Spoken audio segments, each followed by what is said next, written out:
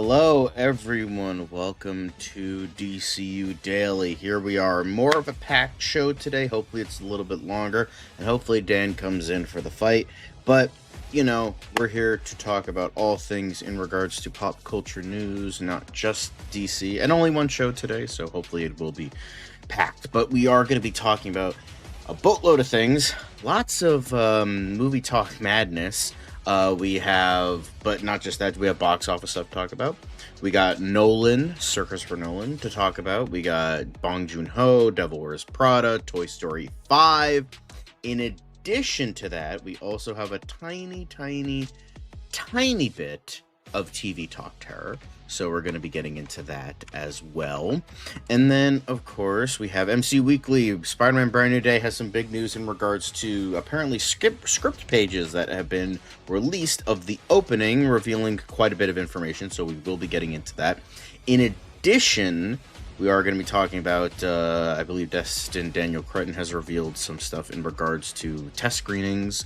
Apparently, Kenneth Branagh has finally debunked the idea that Daniel Craig was going to play Thor at one point. So there's that. And, Ryan Reynolds is in no rush to make more Deadpool content, which is good because nobody wants to see his face anymore. Anyway, but then we have a boatload of quick hits and then a bit of DCU Daily. Again, it's kind of a lower on the spectrum of DCU Daily news today. Peter Safran speaks up for once.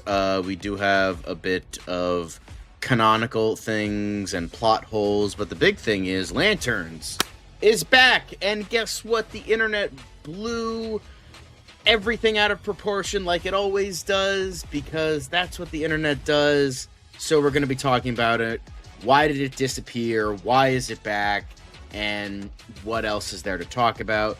So, of course, all of that and more after this wonderful, and beautiful Knuff news intro. It doesn't seem to matter what I do. I'm always the number two. All right, mister, I need to paint my abs on to get nominated. You don't see Robert Downey doing that. You're kidding. You're kidding. I can't open the envelope without the... Warner Brothers is heading back into the Matrix with a new movie in the works. Wonder what other surprises are in store. I want to be Bruce Wayne. I like that. You're gonna love me. There's the shot right there. That. Okay, we don't need to see chords. Right there. You look ridiculous. Well, not no more, he don't. What, dude? I can barely understand you. Your accent's insane. What the needs now? Give me a hand up. Nope, I'm actually okay. Thank you very much. Oh, wow. Wow.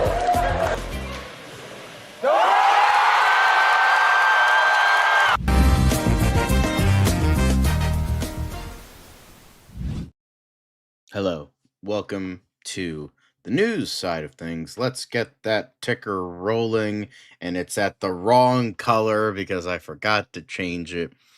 Oh well, but here we are, guys. It's still kind of, a bit early for... Hang on a sec, let me do that, and there we go. Nice uniformity of purple. Unfortunately, not a lot of people watching right now, not a lot of comments. No comments, actually, because this was kind of a quick, let's get it out before, it turns into tomorrow. So here we are on Wednesday, well, at least for East Coast and backwards. So, the first thing we get into is once in a while, usually on Friday, but a little bit early, we have box office projections. So the next big movie, we had Michael last week, and now the next big quote-unquote movie is Devil Wears Prada 2 before we get the onslaught of blockbusters for June, Toy Story 5, Supergirl, He-Man.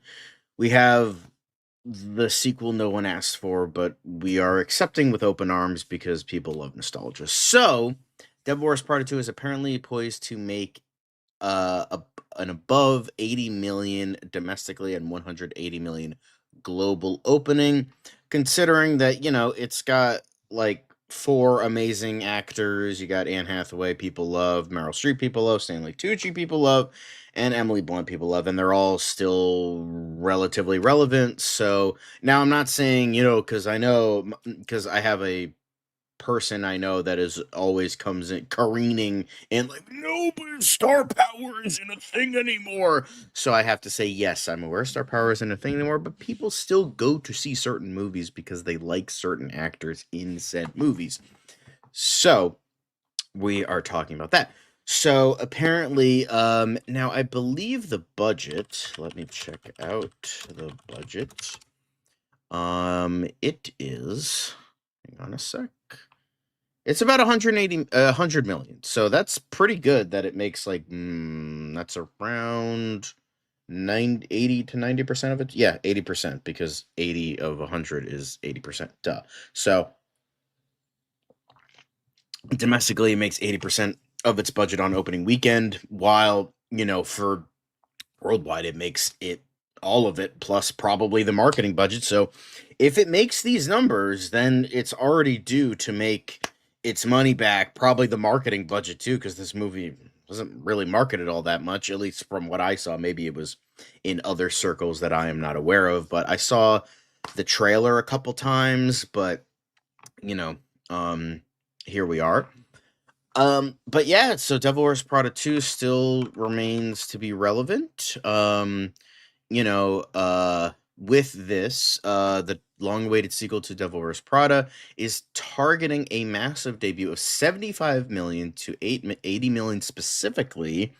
With some are expecting ticket sales to near 90 to 100 million, given the original's enduring appeal, as well as the recent overperformance of Michael. Last weekend's Champ Michael, a musical biopic about Michael Jackson, was projected to earn 70 million and ended up wildly exceeding expectations with 97.2 million to start. So with that, it could be making from roughly 175 to 190 million dollars. However, the the thing is, and the original movie had 40 million and now it's 100 million, probably because the fucking main cast is uber expensive right now. Fucking Meryl, Stanley Tucci, Anne Hathaway, and Emily Blunt, probably pretty much 90% of the budget probably went to them, because the rest of it looks like a bad commercial. So in terms of cinematography and all that. So by the way, if you don't know, chocolate milk. I was in a chocolate milk kind of mood. So, yeah, and however, the thing I wanted to point out with this is there's a reason that the Michael Jackson biopic did well, is because it's Michael motherfucking Jackson. Yeah, people are gonna go see that because he's like the most popular celebrity that has ever lived, like, ever in modern culture. So of course we're gonna fucking go see that movie. Devil Wears Prada 2. All right, come on now. Now in terms of you know, with all that, I hope people enjoy this movie. I don't know if I'm gonna go see it. My parents want to go see it, so I might go see it with them. I'm gonna be diverting my attention towards the first horror movie of May, Hokum, with Adam Scott. So I'm gonna be seeing that Friday. Hopefully, I have a review for you guys on that film once I see it. So yeah, I'm not really paying attention to this all that much, but if I have a free day and I want to, watch lighter fluff, then like sure, I'll give this a watch. But yeah, just I enjoy the first again as fluff, but this is, again, fluff. But yeah, but this speaking of Michael and Michael Jackson, Michael's still grooving, still got it going on. Michael is still groovy. Fourth biggest Tuesday in April for live action picture with $11 million. So with this, looks like it's stuck. But Lionsgate's Michael is continuing its dance party, ringing up. I apologize for it's not zoomed in very much. This has been kind of wonky. For some reason I don't know if it's my scroll wheel or the browser, but it's been awkward. So I apologize, guys, if you can't see it because it's been a little. I'm gonna try and fix it. Hang on a sec. Let me do that for you because I want you guys to see what I'm trying to, show. Ah, because it's the fucking ad blocker. That's why it's being an asshole. So, okay, that'll do it. All right, so y'all are stuck with, having the ability. Um, caveat, that was very specific. I don't know what you're talking about, but okay. Um, um, Best live action biopic on a rain day. Yeah, I mean, sure. I mean, it's best biopic if there's literally no other biopic that's ever existed. Sure. Yeah, I mean, yeah. But Lionsgate Michael is continuing its dance party, ringing up 11.1 million on Tuesday. That's the fourth best Tuesday for a live action movie in April ever, behind only Endgame, of course, Furious 7, the Minecraft movie. So, yeah. So that's pretty good. Among all Tuesdays in April, the Anton Fuqua directed Michael ranks sixth. Illumination, Nintendo, Universal's The Super Mario Brothers movie, Super Mario Galaxy movie muscle their way into rankings with their respective Tuesday takes, 15.4 and 14.7. So yeah, so it looks like Michael is still killing it at the box office, and we'll see where it oh yeah, from what I've heard, Ray is a lot better. Also hi.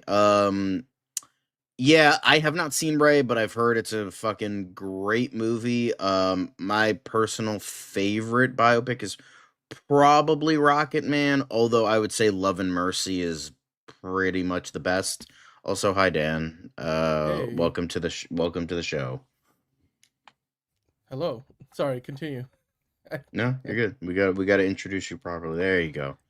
Yeah. Hello. Yeah. I'm So we're trying to just figure out my talking. We're camera. just finishing up talking about Michael, how it had the fourth biggest Tuesday ever, because apparently that's a fucking record to break, because everything is record breaking nowadays. Nobody can just skirt on by and make money. No, you got to break every record. Here, it had the best fucking over 10 million Tuesday.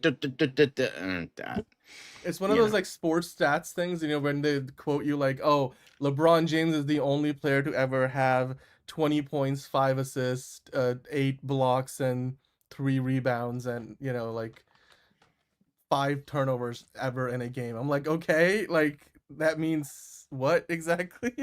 Well, it's just like, and it's so funny because it's like it already broke a good substantial record. It's a little specific, but it's like it was the highest fucking opening for any music biopic ever, or any biopic period. So you'd think that would mean something, but no, it's also got a break. It's the fourth best Tuesday in April. Okay, why the fuck does that matter? Yeah, I mean, I will say this though, as far as like in terms of providing some context, what it means is clearly, like we were talking about the other day, like if you want to look at like what does this actually mean, we mentioned that okay, we were all predicting $1 billion, or not necessarily all of us, but a lot of us were like, this could be $1 billion movie because of the Michael Jackson fan base, regardless of what the reviews are like. But still, like when the reviews came out, that does kind of damper your expectations a little bit. But I will say, going off of these numbers, you're talking about legs, and if this movie will leg out at the box office. The fourth biggest Tuesday in April. April, I think is it April also the month where like Avengers movies have come out, like Endgame and Infinity War came out around this time, and Furious 7. So like fourth biggest, it's keeping some elite company. So, and pretty much all of those movies I just mentioned were $1 billion movies. So, yeah, it does mean that this movie, I mean, again, it's still the first Tuesday. This movie, it will need to keep doing stuff like this for a couple of weeks more before we can really say if it's going to hit $1 billion, especially with the competition. Like, I don't know if you already talked, I think you might have already talked about Devil Wears Prada, and how that's going to open to like a huge 180 million or something they're predicting. Allegedly. I mean, they did like talk about Michael, and I did say like, well, I mean, there's a reason that people are going to see Michael. It's because it's about Michael fucking Jackson. There's no like parallel between that and Devil Wears Prada 2. Like just Right. because people went to the theater to see Michael doesn't mean, oh yeah, can't wait to see Devil Wears Prada 2. Now, I'm not saying it's not going to make money, and there are fans. I'm not like totally like, oh yeah, who's going to see this shit? A lot of people are going to see this shit, but it's just like, Yeah, I just absolutely. find it funny that, oh yeah, because people went to go see a completely different movie that is a completely different genre for a completely different demographic, that people are going to go see this movie as well. I feel like that's kind of a weird parallel to me.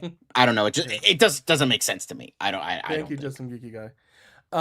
No, I mean it's fair, but as far as the comparisons, I will just point out the Michael audience. The majority of the Michael audience were women, over 25. Right. So that is a key demographic that will also apply to the Devil Wears Prada too. So we talk about how Doomsday might run into an issue where you got like a lot of guys and guys 18 to 34, like that kind of like demographic. Both of them going to Well, see yeah. both I mean, movies. you shouldn't It's be distracting for people, and I kind of agree with that. Like, yeah, sure, you're going to see a great movie, or maybe a not so great movie, depending on who you ask, but you shouldn't be distracting from other people's good time. Like Yeah. it's like the whole Minecraft movie thing where they were like chicken jockey, and then like made a mess of the whole theater and didn't clean themselves up. That was also bullshit. Like, I mean, you could still have fun, but like wait till like the movie is done, and wait till, like, or do it outside or whatever the fuck. So just don't impede and be a distraction for other people. I agree with that. Exactly. Yeah. I mean, and I've seen videos where sometimes it is disruptive in some theaters. Other times, people are just. I mean, they're just having a good time. I I mean, mean, like I said, we they did have were some rude clapping people in at our my theater that screen. was like that were like very So entitled, but so there is that, but I don't think I don't think for when I saw it it was that bad. But yeah, I mean, but Michael's still standing on its own 2 feet. I don't know if Devil Wears Prada 2 is gonna beat it. We're gonna beat it. We're gonna see, but I would be willing to bet that it's probably gonna be bigger because again, it's newer movie. People go see where the thing is shiny. So yeah. yeah, Well, I guess if you aka are white dancing, people, you then can't be dancing in the theaters. Y'all got 2 left feet. if you are dancing, maybe have some rhythm to your dancing. I mean, honestly, like if you got Michael Jackson on screen and he's showing you the moves, then what excuses do you have? Um, but yeah, Michael Jackson. I mean, well, Michael the movie. It's still groovy, and it's top of the box office. So, I mean, most movies that make $1 billion, you'll see big numbers midweek because that's the key. Like, are people going to see it only on the weekends? There are movies like that will still like get to $1 billion, but it's more often than not you'll want a movie that does well during the week, like Tuesdays, like middle of the week. It's not even like spring break anymore for most college and high school students. So yeah. Hey Steven, we are enjoying your company much like you're enjoying ours. Thank you for joining in. Let's keep going. But next up we have a bit of movie talk madness. To introduce before we get into like the big stuff, going back to Devil Wears Prada and going into Toy Story 5, we have Sir Nolan to talk about. Before you complain, no, I can't get rid of the hide articles thing because again, my browser is being stupid and wonky and it won't let me fucking click on it. So you're gonna have to deal with the must-read stories that are a fucking eyesore that I can't get rid of. So sorry. I've Getting noticed like in all before these people trade should. sites have been like creating like these weird workarounds where it's making it like on my iPhone they're almost impossible to browse sometimes because it's like constantly Yeah. fighting. And I do have a bit of a Anyway. rant for one of the quick hits in regards to YouTube's ad revenue. So we'll get to that soon, but Okay, but talking about the Odyssey. we're gonna get to that soon enough. But even though Nolan had his partner slash wife already said that it's gonna be Emma shorter, Thomas, yeah. Nolan doubles down on this like it's gonna be shorter, but guess what? It's still gonna be fucking epic. So stop being a little bitch about runtimes and enjoy my goddamn movie, and we will. Yeah, I mean, Move there when was we a get there. number in this. What was the number? They're like how many feet of film they had shot for this? It was like 2 million feet of film they Yeah. shot. Which I mean, look today. Most people didn't know what feet of film equated to in terms of runtime back in the day, but today, like I think even fewer people like have any context for what 2 million. I mean, obviously 2 million feet of film is a lot of film, but it's like in relative to what But uh I hope that we get a lot of that stuff that's going to be hitting the editing room floor literally does still end up on like those Blu-ray releases and stuff. So yeah, I mean I mean this is literally Christopher Nolan, Sir President Christopher Nolan confirming, like he said, what his producing partner and real life partner Emma Thomas mentioned. I think it was around CinemaCon that they're definitely going to come in under 3 hours, which makes it shorter than Oppenheimer, which is the longest movie Nolan's ever done, which was literally 180 minutes, so like 3 hours. Which I think if you go to one of those big 70 millimeter IMAX theaters and you go into the projection room, that's like the physical limit of what that platter of film can actually hold. So like basically what that means is anything longer than 3 hours, you need to like create a moment for intermission so they can swap out the platters. So which is good. You can sit through the whole thing in one go when you go to see the Odyssey. So I mean, at least in 70 millimeter. In digital, it doesn't matter. Like, it could be however long. Peter Jackson could give you a 6 hour long Lord of the Rings movie and you could still watch it in one go. So, Yeah.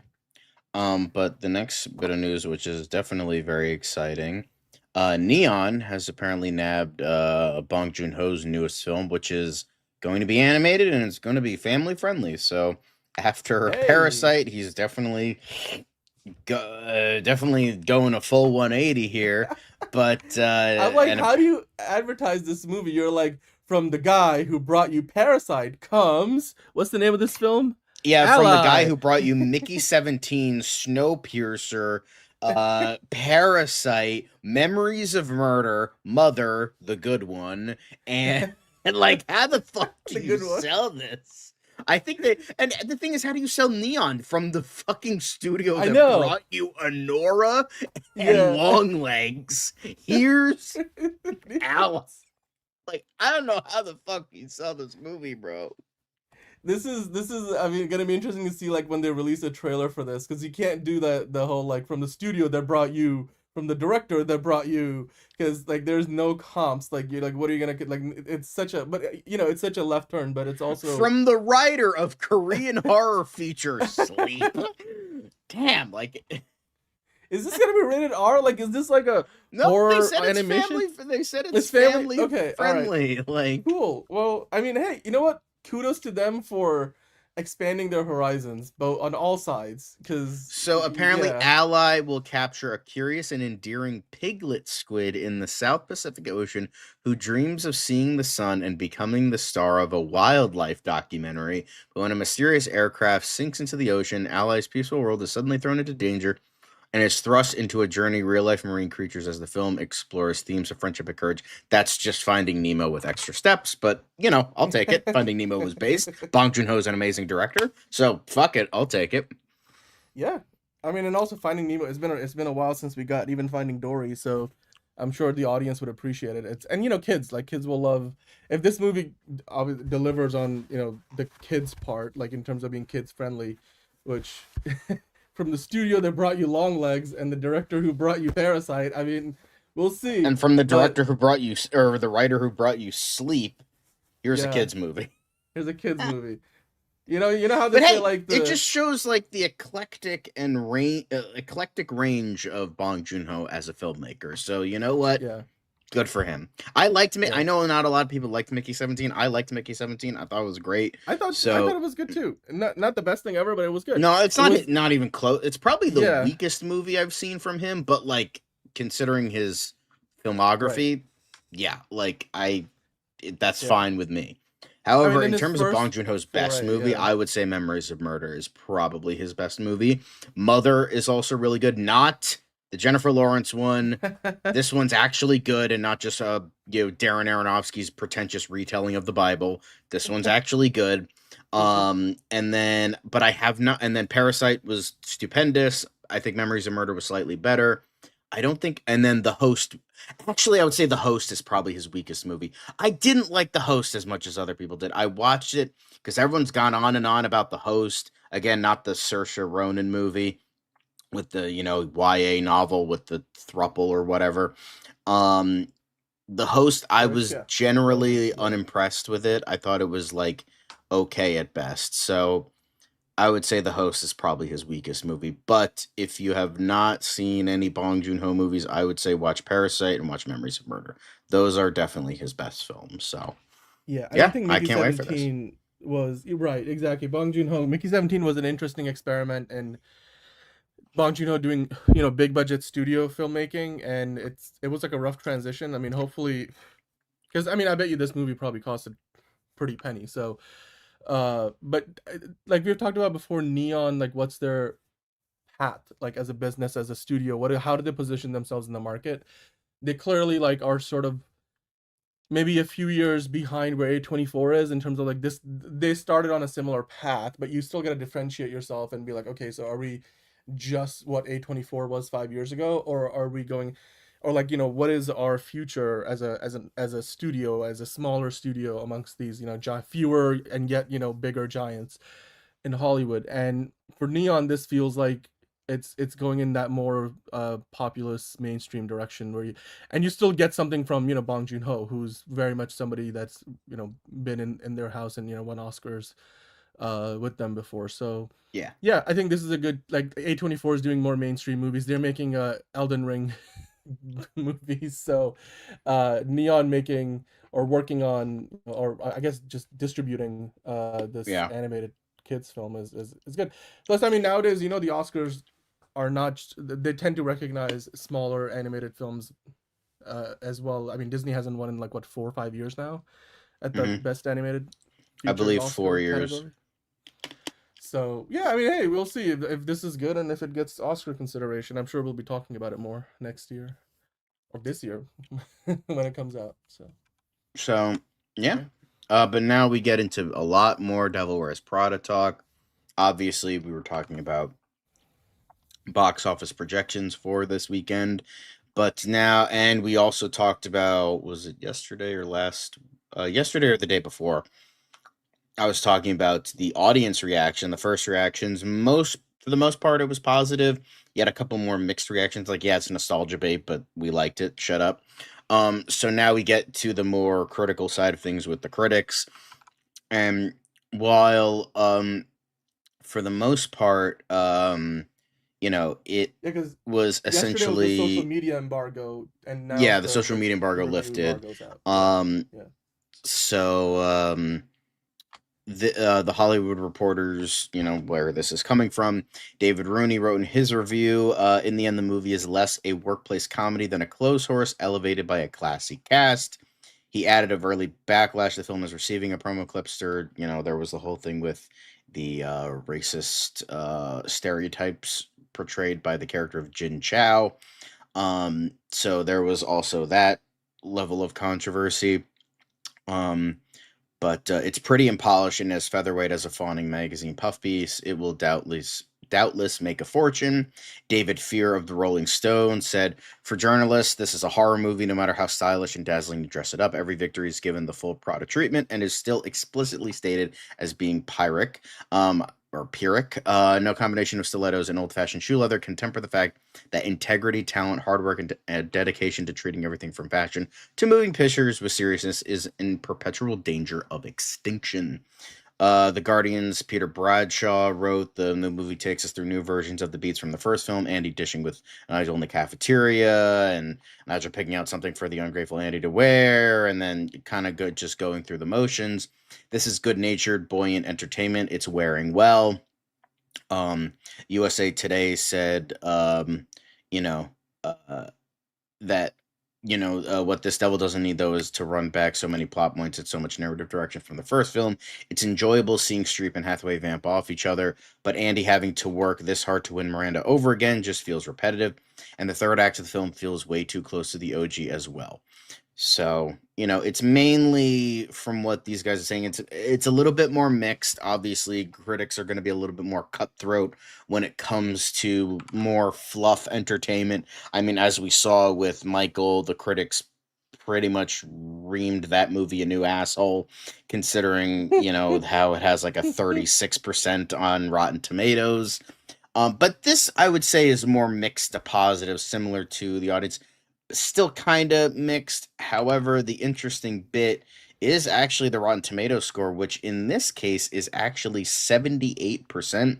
Last time I checked, it was 77, but now it's at 78. So Dude, that's and then, certainly by the way, when that article was written, interesting. it was 74%, and when I looked this afternoon, it was 75. So it keeps going up. Like there's been almost like 30 more So I reviews think in there there since when I looked this since afternoon. I think since this Hollywood Reporter review, because I mean, New Yorker also said it's, you know, selling a truckload of preposterous goods, but it sells them awfully well. So, you know, they're pretty much being like, yeah, it's not great, but it's enjoyable for what it is. That is essentially, you know, the whole idea of like, yeah, this is what, although this thing is blocking it. Oh, there we go. Oh, there it goes again. Okay. So, yeah, the Rotten Tomatoes is relatively pretty positive. I mean, it is certified fresh. That's usually when most films, at least new releases, get above 70% usually, or 75% or something like that. So, yeah, I mean, good for the film. Well, I think yeah, it's yeah. So, I was gonna say, like, it just feels like if you look at the review, like some of the ones you went through, and I was reading through some of the others, and then on Rotten Tomatoes, like the summaries, even the consensus seems to be this movie tries to balance nostalgia with trying to go new places, and so it will hit with the. I mean, this movie will hit with the fans, but it's also not it's not entirely nostalgia bait. It does try to break new ground, update some right. things for the here and the now. So they've tried to balance, you know, all those elements, and it seems like for the most part they've done a good job. So, and like just the fact that, I mean, you said it's certified fresh, 78%. It has had a 4% upswing in just the last 6 hours from when we we're doing the show. That's a good sign. Like if it can maybe hop into it, because you know what that means, right? That means like pretty much almost every review that has come down in the last 6 hours has been positive. To drive that percentage up. And so I wouldn't be surprised if this thing like ultimately settles either in that high 70s or maybe even like hits 80%, which, you know, an 80 looks better than a 79, right? It's that whole, like, it's a mental math, like it's a perception reality kind of thing. So yeah, this is good. I mean, there's a reason why the box office predictions are pretty gosh darn high for this. Like 180 worldwide. It's gonna have like what, an $80 million domestic opening, something to that effect. So, yeah, they said 70 to 90 million for domestic, and then that's a pretty like big range. 175 to, or 75 to 80, and then 170 to 190 worldwide. Yeah, I mean, and that's a pretty big range in terms of like 70 to 90. We talked about how last weekend Michael was initially predicted 65 to 70, then it went up into the 80s over the weekend, and then ultimately it finished with 97, like domestic. So this is another movie that could potentially over-index at the box office because clearly the critics love it, and then that only probably helps the audience, because this does feel like a movie that's made for the fans. But at the same time, it will be interesting to see how like those Eastern markets do, where all the controversy was in East Asia. So yeah, but you know, ride's not over yet. We still have a little bit to talk about in regards to I don't know what is going on with like my browser. It's like not like half the websites just aren't fucking working. Anyway, so I apologize that it's not as zoomed in as I said before, because my browser is just being an asshole. So, you know, but apparently Meryl Streep doubled her salary ask for first Devil Wears Prada movie. Took me this long to understand I could do that. Streep, along with co-stars Anne Hathaway, Emily Blunt, and Stanley Tucci, spoke to Today at length about why they all felt compelled to return for the sequel after 20 years, which is money. Most likely money. 100% money. Fuck it. Why not, right? So, you know. So, yeah. There's that, and then hopefully... Okay, this one I can scroll on. This one. Yeah, I was just gonna say, like, Meryl Streep talked about how she just, when they first approached her, she just said, no, I don't want to do it. And then, I mean, the way she describes it probably is not exactly how it went down literally, but in essence, she was like, I held out for more money and asking for, like, what did she, like, twice as much as what she got for the first film, which I'm like, it makes sense. Like, you know, she's won a few Oscars in the interim. So, you know, it's good that she's asking for what's her worth. I mean, like, what is it? What's that thing that Liz says in Hollywood? It's not about, you don't get paid what you deserve, you get paid what you negotiate.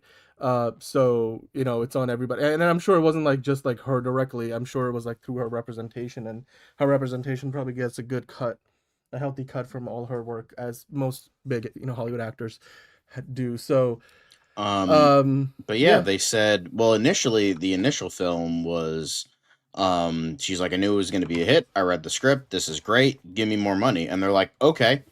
And that's exactly what Yeah. happened. So, Yeah. and then they kind of went the same way with this film that, coming back, they're like, all right, cool. I'm going to, there's that. But she's she's like, I also was ready to not doing as retire much. back then Yeah. when I hit 56. I'm like, I'm old now, so why do they want me? So But she read the script and she knew the movie was going to be a hit. So obviously she knew that Disney probably wasn't going to balk at like, a few more millions of dollars going the way of Meryl Streep, because Disney is going to probably play this movie for a couple of months at the box office. If it kicks off with 180 million worldwide, then that opening weekend alone probably recoups at least the budget for this film. I can't imagine this movie cost like over 100 million, or even if it did, like the opening weekend would. Well, the mostly original bring that film back. cost 40 million. So, This film is $100 million. yeah, so 180 million at the box office pretty much recoups the budget, and then Recoups the budget and probably the marketing budget. So, well, I would say probably like then the marketing budget is what you would probably end up doing like the next few weeks after that, because if this movie makes anywhere close to 500 million, this is our runaway hit. The key always becomes like, did any of these actors get back end points, points participation on the movie? That's the key. I don't know if Disney would have given that up that so easily. Nowadays, that's even more rare that studios will give that to actors than it used to be, especially ones where you just get, when you get the profit before the studio takes away like all the Hollywood accounting costs and everything, which usually you end up with nothing, because Hollywood accounting can get rid of a lot of the profit, quote unquote, that the movie may have made.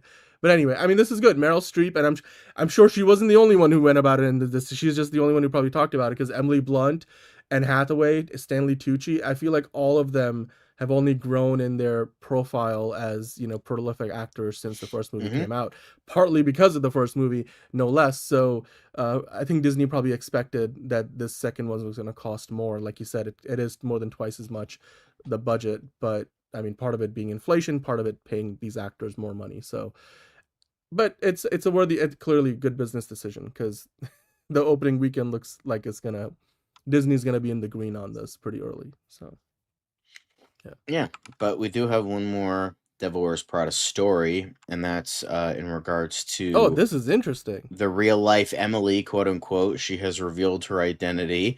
But Leslie Fremer said of working with Lauren Weisberger, who wrote the original Devil Wears Prada book. She did have quite a bit to say. She was the one who coined that famous line, I definitely told her a million girls would kill for the job. So she kind of was getting into it right here. Nothing, not in a bad way, like, because a lot of clickbaity headlines were definitely like, oh yeah, she was acting like a bitch, when that was definitely not the case. The interview was actually very mature and candid. So, but she did have this to say, I definitely told her a million girls would kill for the job. That was definitely my line, because I actually really believe that, and I knew that she didn't necessarily want to be there. Despite being the inspiration for the Emily character in the book, Fremer said she didn't learn about the release of it until after she'd already left her job working for Anna Wintour, who, Miranda Priestley is named is inspired, who inspired by, inspired of, whatever the fucking wording is. And Vogue, I got a call from Anna's office saying that she wanted to see me. I was petrified. Wintour said, who's Lauren Weisberger? And I said, she was your junior assistant. And she's like, well, she wrote a book about us, and you're worse than me. Fremer also said she wanted to ask more questions, but noted you can't really ask her that many questions. The early copy of the book was quite mean at first, but eventually softened, according to Fremer. It just felt like this exposure, even though someone obviously advised her to make it fiction. It was really based off of a lot of things that, I lived and she lived. When looking back at her time working with Weisberger, who she says didn't really socialize with anyone else, I probably was not very nice, and I probably was high strung because I felt like I was having to do her job as well. So for me, that was really frustrating. I think she was probably just sitting there writing a book and not necessarily taking the job as seriously as I did. The two never talked again after Weisberger left Vogue, and should they reunite now, Fremer says it would be very awkward. As for Blunt, Fremer says she did connect with the actress and told her she was the inspiration for the character. She was not that interested, to be honest. I thought I was going to get this like huge reaction. Like, no, it was like, oh, okay. So essentially, it's just being very candid about, what working with the person who eventually wrote this fictionalized, dramatized version of this story of her time there. And it is a very interesting interview. I would say go watch the full interview or go read about it, whatever. Because very interesting. And Leslie Fremer had a very mature approach to the whole thing. So yeah, it's very interesting. I don't know if you have anything else to say, but yeah. Yeah, no, I was just gonna I was gonna say, like, Fiona's worked in the high fashion world of New York City before, and she's like, this movie doesn't really, it's not really the kind of thing that she's interested in, because she's like, I've lived it, that life, and seen this like actually play out in real life, and so yeah, not surprised. I mean, also not surprised. Well, who did she say like she brought it up to? Like, was it Emily Blunt that she brought it up with? And I mean, her reaction. She was said like, she oh, met okay. Emily Blunt, told her she was the inspiration, and Emily Blunt didn't fucking care. Yeah, that's. I mean, well, I'm sure she also was like, well, I've worked in high fashion. I've gotten those kind of reactions before from people, and it is what it is. But yeah, I mean, this role was one of those early, breakout hits for Emily Blunt, and obviously she's a much more. Although apparently, according to rumor, Emily Blunt is actually a fucking bitch. So like maybe that was like adding to that aspect. Who knows? But I don't know personally, or like I certainly haven't seen a lot of those, but like sure, if that is the case, then I guess I don't know. Does it track? I can't really speak to that. That's just what I've heard. Like she's just apparently not a very nice person. So unless you're John Krasinski, but that's one person. Pure as the driven snow. Well, there you go. All right. On that note, I think we can move on from. Yes. Anne Hathaway was Catwoman in Christopher Nolan's Dark Knight Rises. Yes, not Emily Blunt. Emily Blunt was actually almost Black Widow. They went to her first, but that's right. She was in a contract with I think Universal, and she had to do Gulliver's Travels, which she really did not want to do because she's like the script was fucking terrible. It was. So she didn't want to do it. She wanted to do Black Widow, but she just due to a contract thing, she couldn't be Black Widow. And honestly, I could probably see Emily Blunt more than Scarlett Johansson, but that's just me. I don't know. I think we got a pretty good Black Widow, all things considered. To be fair, I think one of the people that I definitely could have seen better if they went for more of the actual Russian influence of the character is Olga Kurylenko. She definitely would have been a better Black Widow than what we got. Oh, yeah. Well, but I mean, does she have the acting ability to kind of hold the weight of the character across, I don't know, like 4 Avengers movies and all that? Look, it's one of those things where we could probably like do an alternate world fan casting, and it's like, I mean, I've done it on my channel. If you want to go check that out, head over to my channel. I've done lots of alternate what ifs of what we got and what we didn't get. So which one? The Geek Informant, or yep. All right. I mean, I only have one other channel by myself, so. Oh, right. Okay. Well, yeah, go check it out on the Geek Informant. Ooh. On that note, we gotta move on to Toy Story 5. Another keeping on with Disney.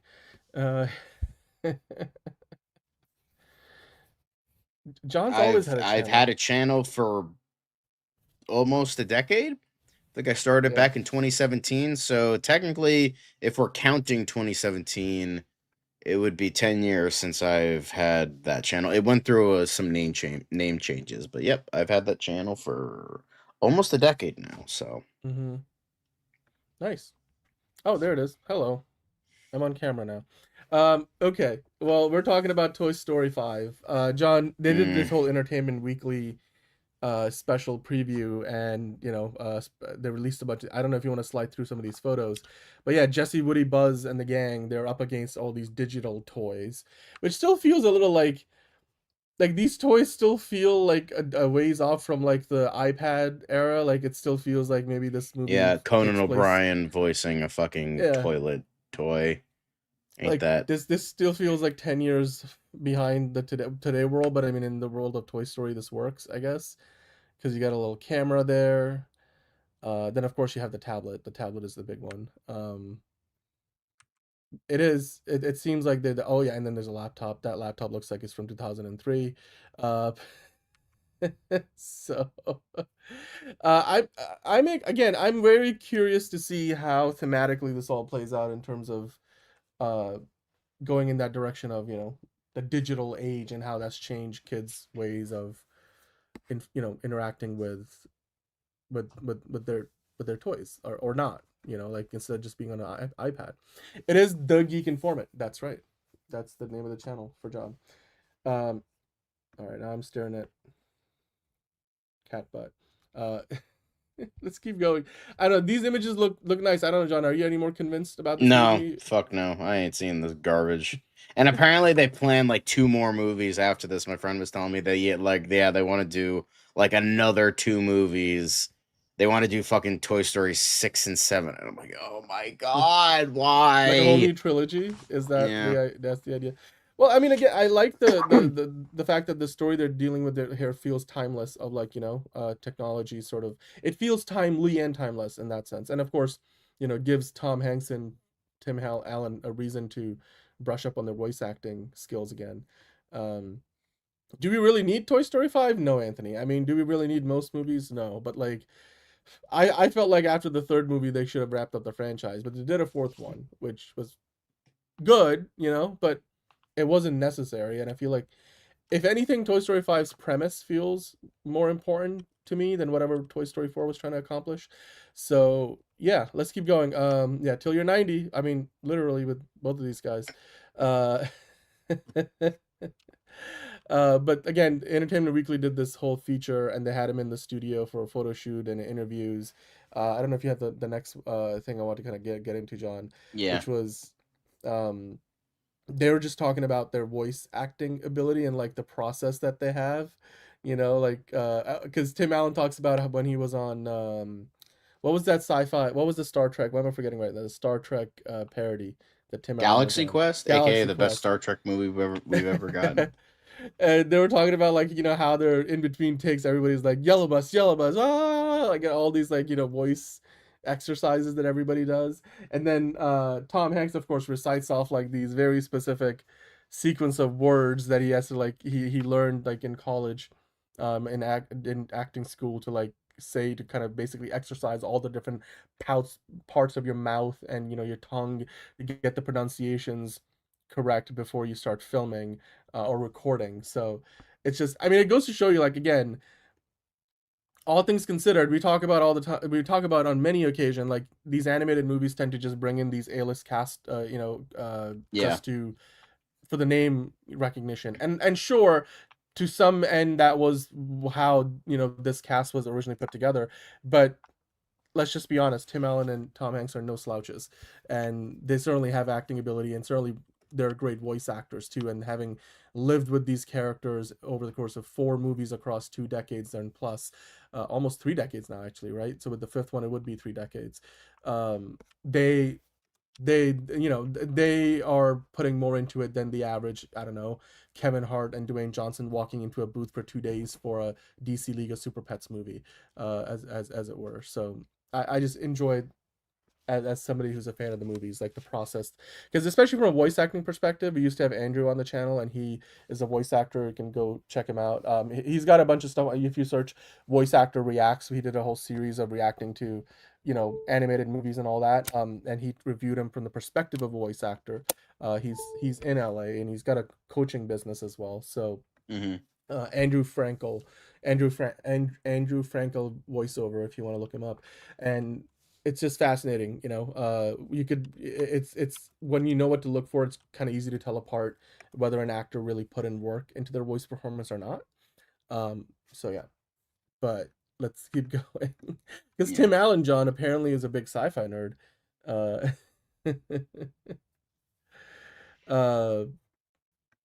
Well, Eric is subscribed to your channel, John. So there you go. Thanks. Got some But I cross-pollination. remember there.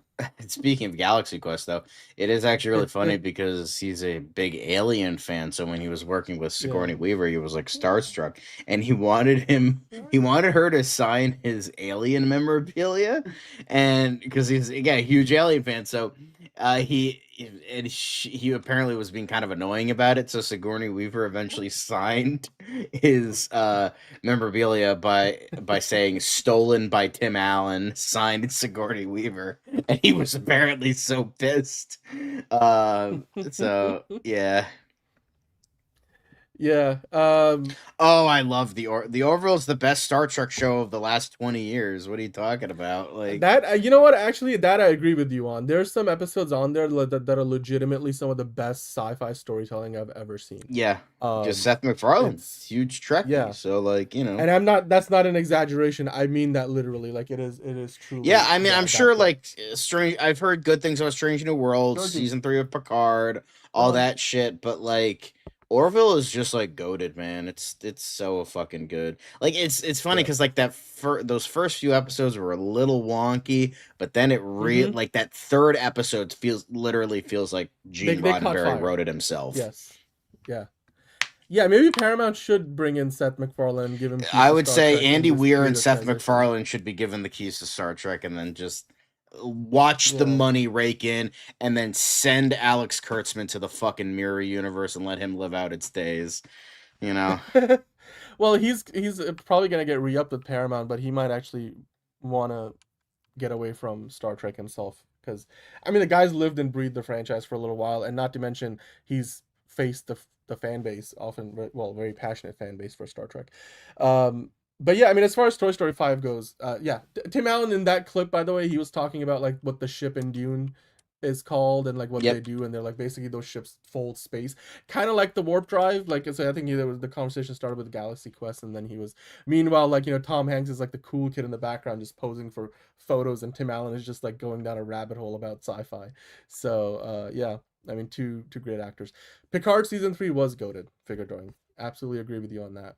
But John, we gotta flip over from the movie talk side to the TV talk side. Let's talk a little bit of TV, shall we? Yeah, not a ton, but we do have a little bit in regards to Invincible. But season 5 release window revealed as Prime Video series shares major production update. So Invincible season 4 wrapped up last week with a finale that perfectly teed up the show's previously confirmed 5th season. Now we have a release window for that, along with a few exciting teases. So apparently season 5 should land sometime in 2027.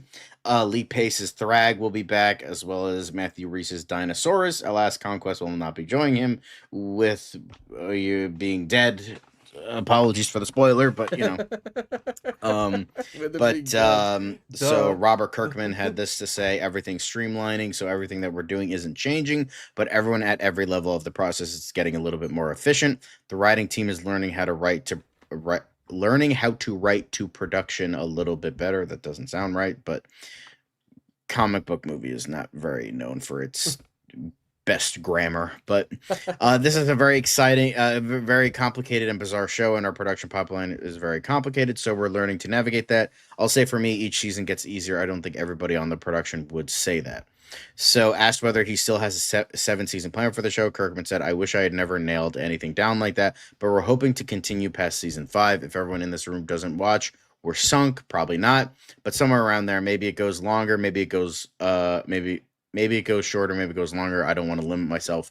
I would love to do 10 seasons. We'll see." Yeah, don't promise anything you can't keep. Like, oh yeah, 7 seasons, and look what happened with fucking The Witcher. Yeah, The Witcher's fucking 7 seasons. It gets canceled after season 4 or 5 or whatever. So yeah, don't promise anything.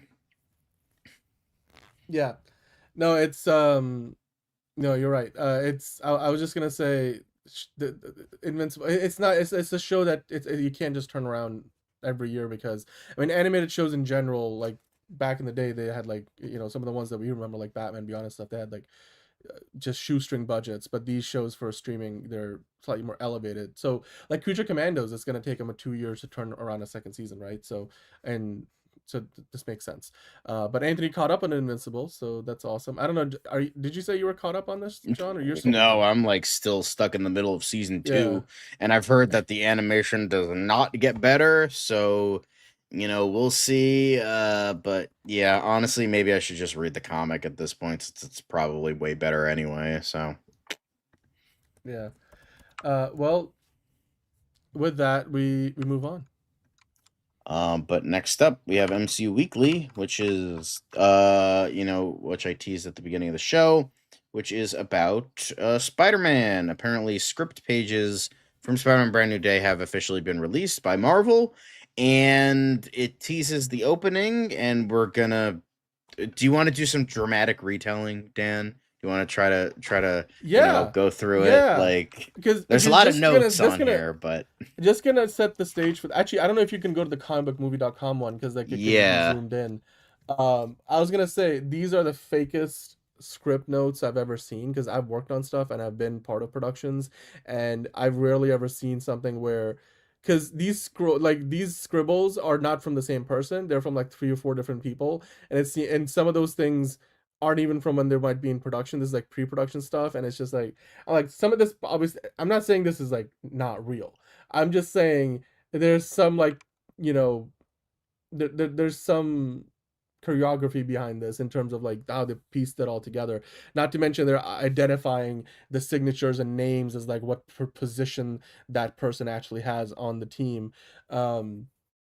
I don't know. I mean, maybe the process for them are different. It's kind of, this feels like, when they release like the official shooting script of the movie, but that script is really not the actual shooting script. It's like one that they edited and then like, sanitized and stuff like that. And also because like, when you're on a set, and if you have a paper copy of the script, there's probably multiples of those going around, and not everybody's scribbling on the same exact copy, especially for a movie of this scale. But all that being said, it's still kind of insightful, and they did their best to kind of make it look like this is literally just scanned in from like the world's, I don't know, cheapest printer at the Marvel offices, and like with like Sony or whatever Sony offices.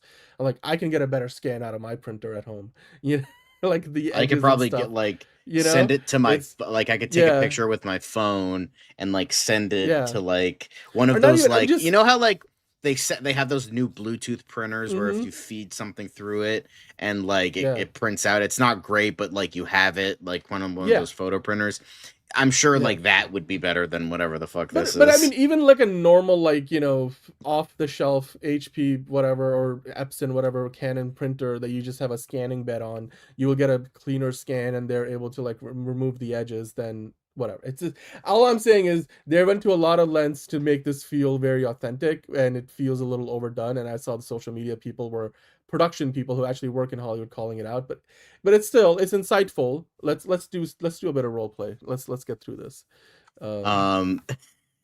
But let's do a dramatic retelling of how about this. when you read the notes about the Marvel Studios logo, I'll do like the music, the Marvel Studios music. Over Studios logos. Marvel Anyway, the overly long opening that nobody likes. MJ, May, Back to the Future, Peter Parker vanishing from existence like Marty.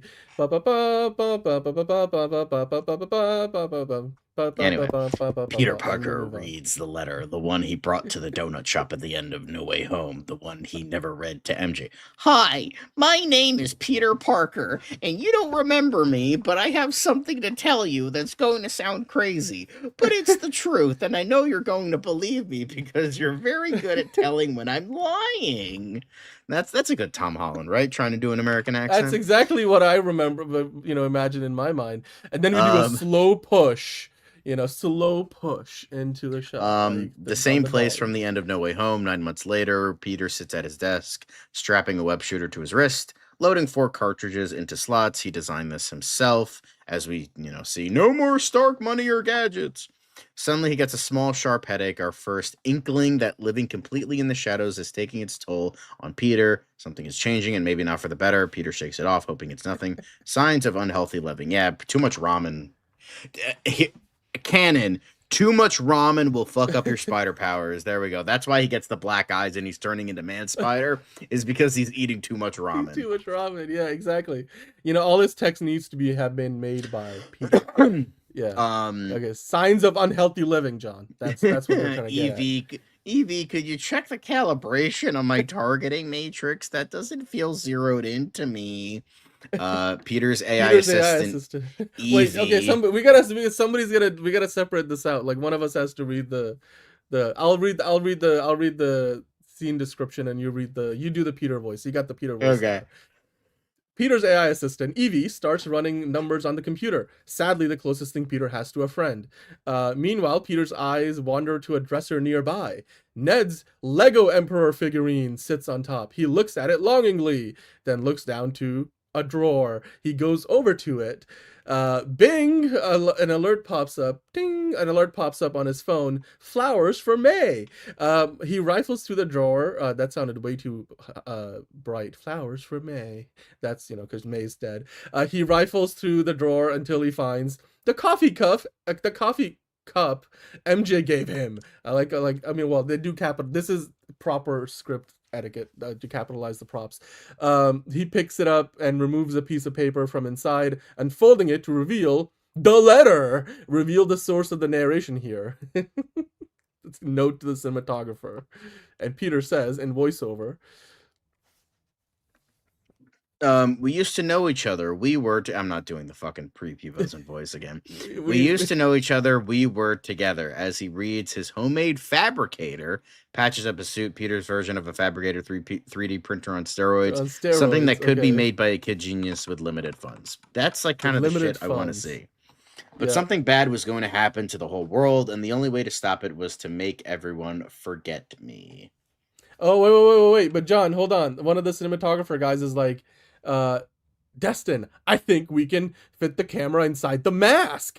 And then macro eyeball ? Heck yeah. Brett Pollock, director of photography ? I'm like, okay, all right.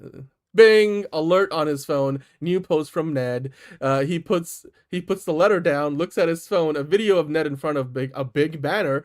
Welcome, freshman engineers.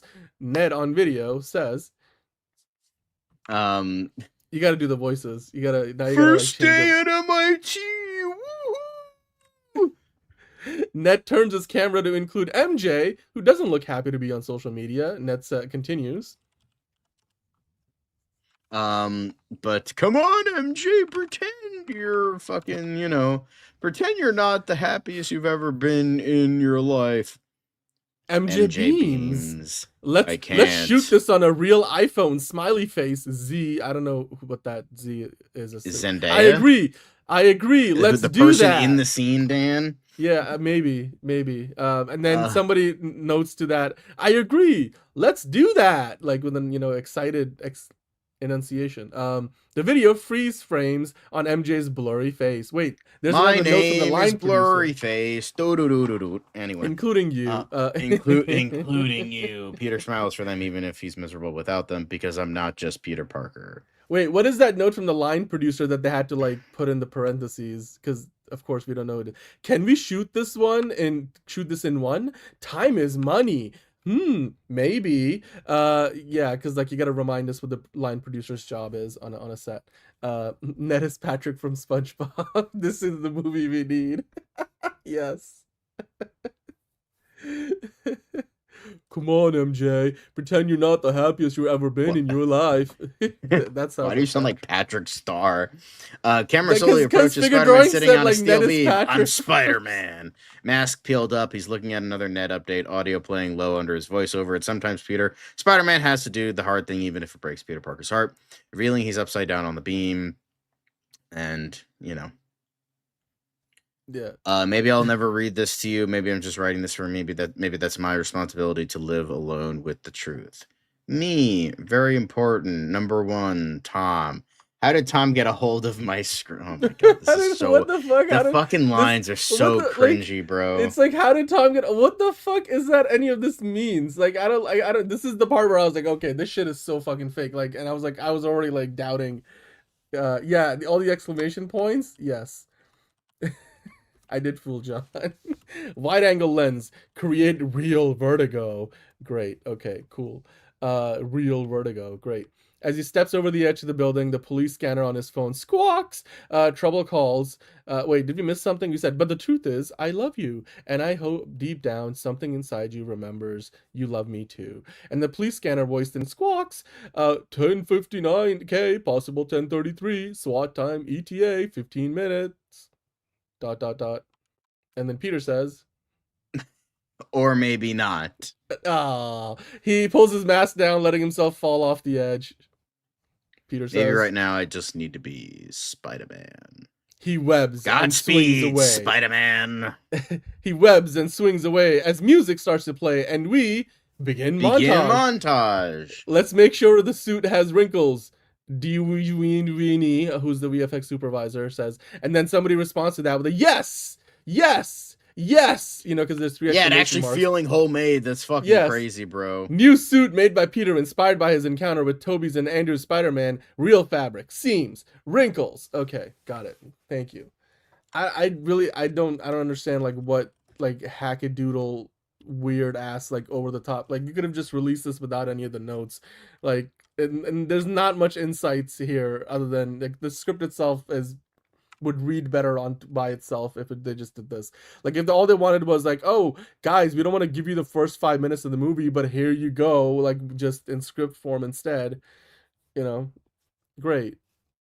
Cool. I feel like most of this shit is in the trailer anyway. Like literally most of this stuff. At least now we know. Literally most of what the trailer was like the first 5 minutes of the movie, right? Like because you got the Peter Parker voiceover stuff.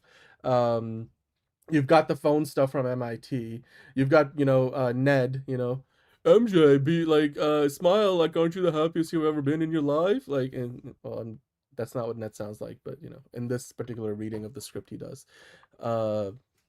Yeah, it seems like pretty much all of that is from like the opening act of the movie. So, Yep. what are you doing, Georgie? It's night out. But that's not the only Spider-Man Brand New Day thing. Daniel Cretton reveals test screening reaction and new story details.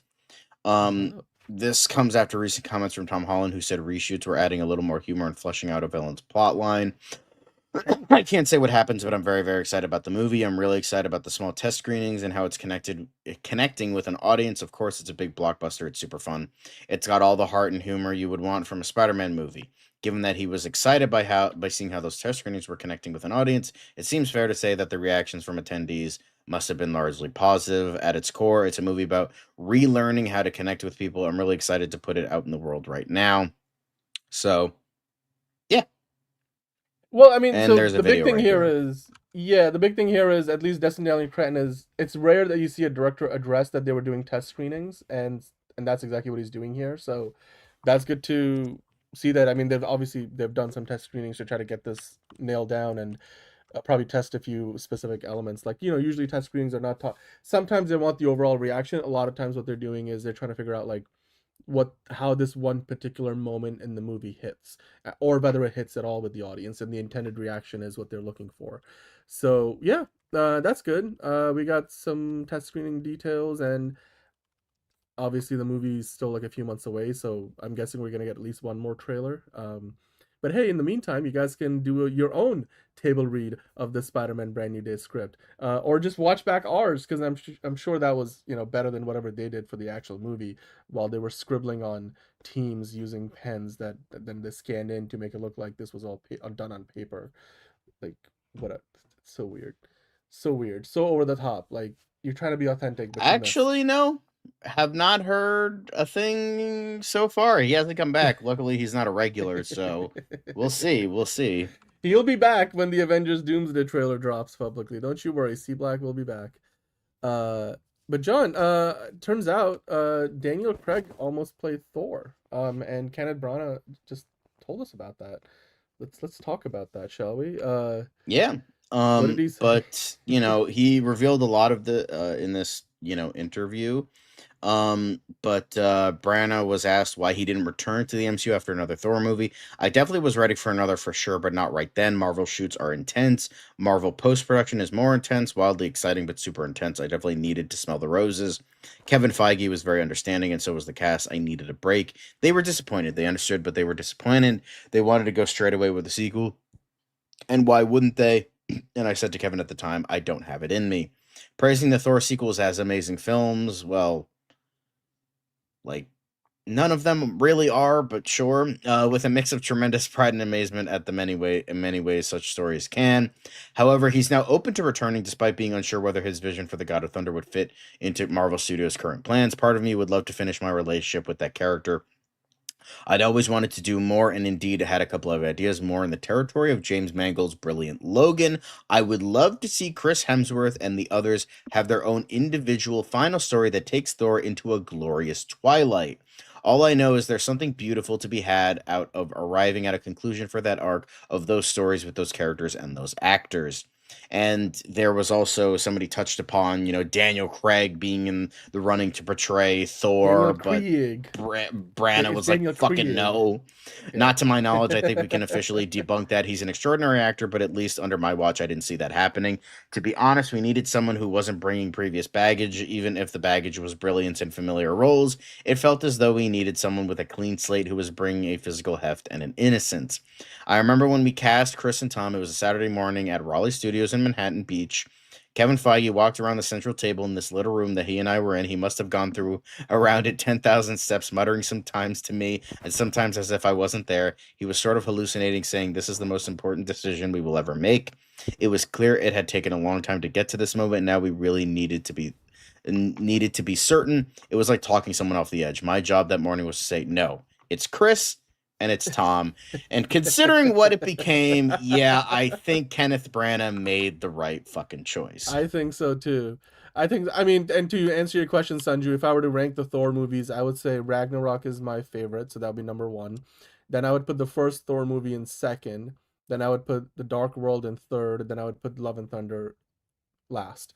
But you know what? If we do get a Thor gun, because Thor times Logan, Thor gun, I would totally watch it. A Twilight Years Thor that, God, like, fucking give that you just give him the money. his Just sunset get moment. Kenneth Branagh back. Give him Kate Blanchett with the budget. Not have her come back as Hela, but I mean, just fucking give What were him you the god everything. of Give him again? all the things and let him do this fucking movie. Redeem this character that Taika Waititi's fucking shit all over and give him a great movie again. Oh my fucking god, just make this goddamn movie.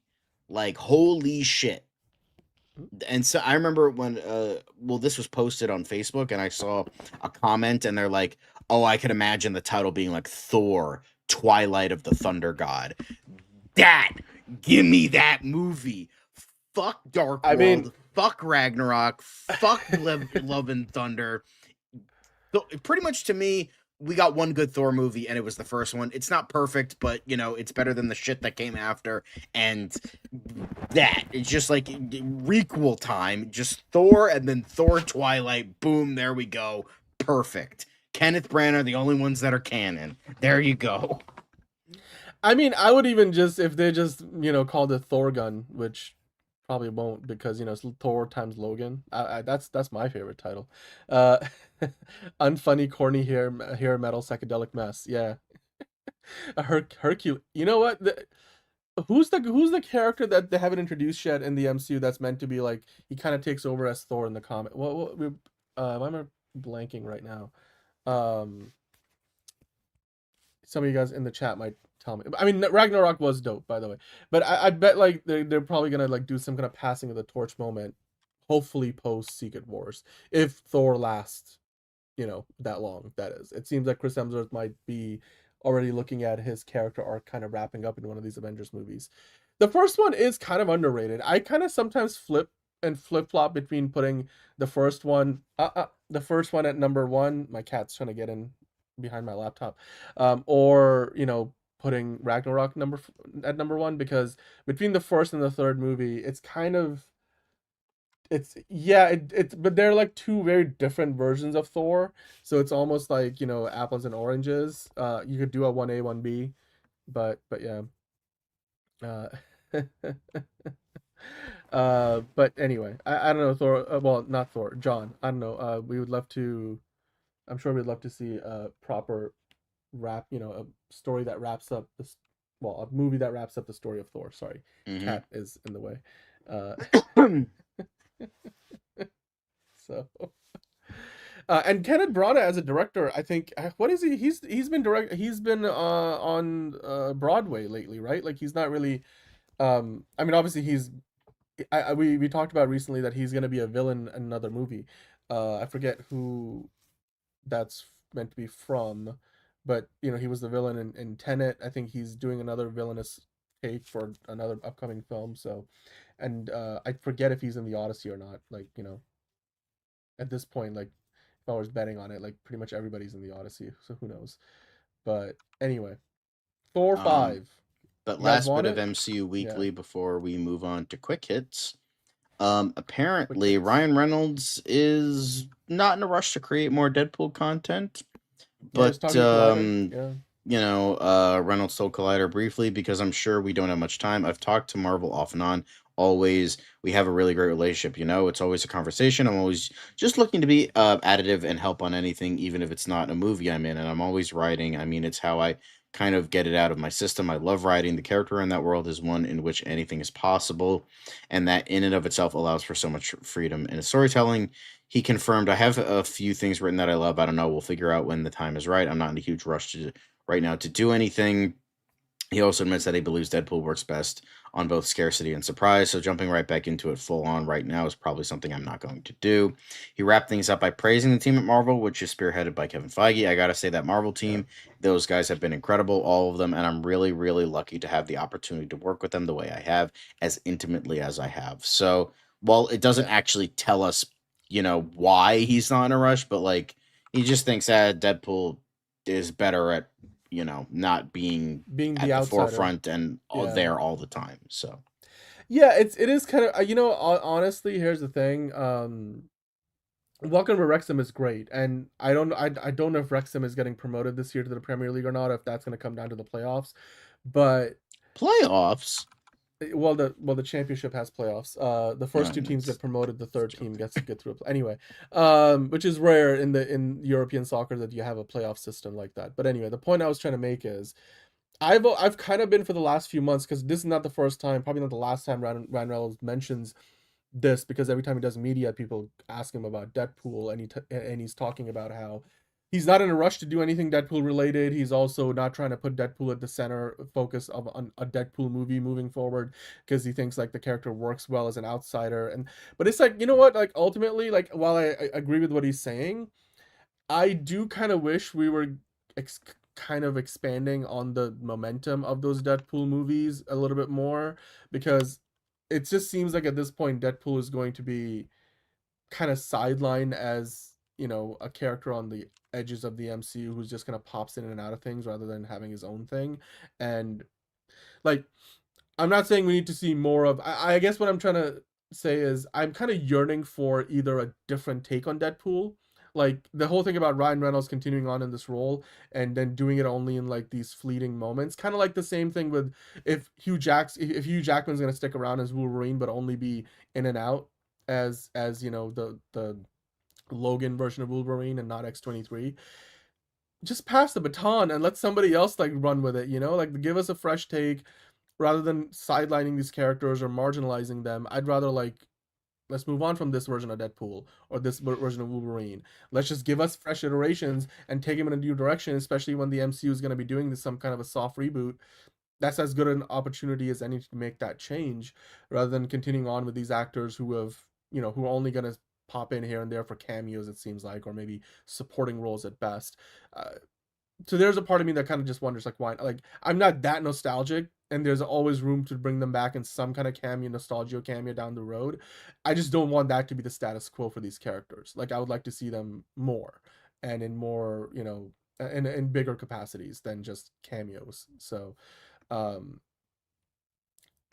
you know what? The audiences are never ready to accept a new anything until they're given it, and then they're like, "Oh my god, this is great!" Right? It's like people were ragging on. We go back to the Dark Knight again with, I'm just bad with names right now. The Joker. Somebody tell me. Heath Ledger. Heath Ledger. I'm totally blanking on names right now. Hey Dan, but like, why don't we no, why don't we move on just to for a Quick moment. Hits? I was Why like, don't we people move on like to we're Quick still Hits? wanting to see Jack Nicholson's Joker can never be beaten, and then Heath Ledger obviously. So anyway, I'm just saying, I think if there were to recast, people will get on board with it. It's just people's imaginations tend to hold them back sometimes because they're stuck on these characters. Like until they recast RDJ's Iron Man, people are always gonna think there's nobody else who can play Iron Man. So anyway, I digress. Anyway, Quick Hit time. But apparently, another merger, guys. So many mergers. BMG and Concord merged to create new music giant. The new company will take on the BMG name. BMG CEO Thomas Coesfeld will serve as chairman, while Concord's Bob Valentine will be CEO. So, yeah. More mergers, more monopolies. Isn't this nice? Isn't this great? Hi DJ. Heath was the man. He was the man, indeed. And recasting Deadpool and Wolverine, it's a big question. I can't give you names off the top of my head. I'm just saying I'd like to see something different, especially if otherwise they're going to be sidelined. As far as this goes, I mean, this will make them like the fourth biggest music label outside of, like, you got Universal, Warner Music Group, and then I think there's like, well, there's one more I'm forgetting. Like Sony, I think has another one. So yeah, this creates another major entity. So it looks like mergers are going on everywhere in the media industry. Yep. Right now. But apparently Netflix's Harlan Coben series, who's that? I don't fucking know. The Woods unveils cast led by Tom Bateman. Who's that? Michelle Keegan. Who the fuck is even that? They star as Paul Copeland and Lucy Silverfield in what would be the 14th Coben series produced for the streamer. Apparently I don't know who Netflix the knows fuck this guy is. I don't know his shit. He's making 14 shows for this Netflix, so he must be popular in Netflix halls. So yeah, halls of Netflix. Yeah. Don't know who you are, but I'm glad you have success. I wonder what his other 13 shows are, you know? Los Angeles. Well, he's clearly doing something right if they fucking giving him 14 shows. He's the Greg Berlanti. He's the Greg Berlanti. Greg Berlanti was to CW. He is to Netflix. Yeah. Los Angeles production is up 10% from fall 2025. Stemming tide against local flight. The over 5,000 shoot days recorded in the first quarter of 2026 is still 3.3 down year over year according to Film LA, but take the wins as you can. Los Angeles has been trying to be on the up and up after the fires, after COVID, after the strikes. LA has not been in a great place, so they're trying their best, and film is their kind of bread and butter, so it's up, and that's good. And the new production tax credit, we keep seeing like big Baywatch filming in LA because of the credits. We saw recently there was a couple of big movies that are meant to go into production soon, like and then there's a few shows on Netflix we've talked about recently. The one with Gabriel Basso, I forget, what's The Night Agent. Night Agent, like so for a guy who loves this show so I damn know, much, you keep but I'm forgetting just the saying, title. Right, I'm just we're from the Northeast. Let's try not to dox people on the show. We're in the same time zone as you, DJ, but that's about We're in the same time zone, and that's all we'll say. We have mentioned it in the past, but like nobody's gonna go spelunking for that. So But as far as LA goes, I mean, we have seen like more and more productions are taking advantage of the tax credits, and it's bringing more productions back over. Like for example, Night Agent was in New York the previous season, is going to be in LA now because of the tax credits, so it's good. I mean, it's working, but it's still there's a long ways to go because it's just over time the bureaucracy of LA has really stymied, and from it being competitive with productions moving to other parts of the country and abroad. But 10% is good. That's a good jump. That's a significant jump, actually. 10% year over year. So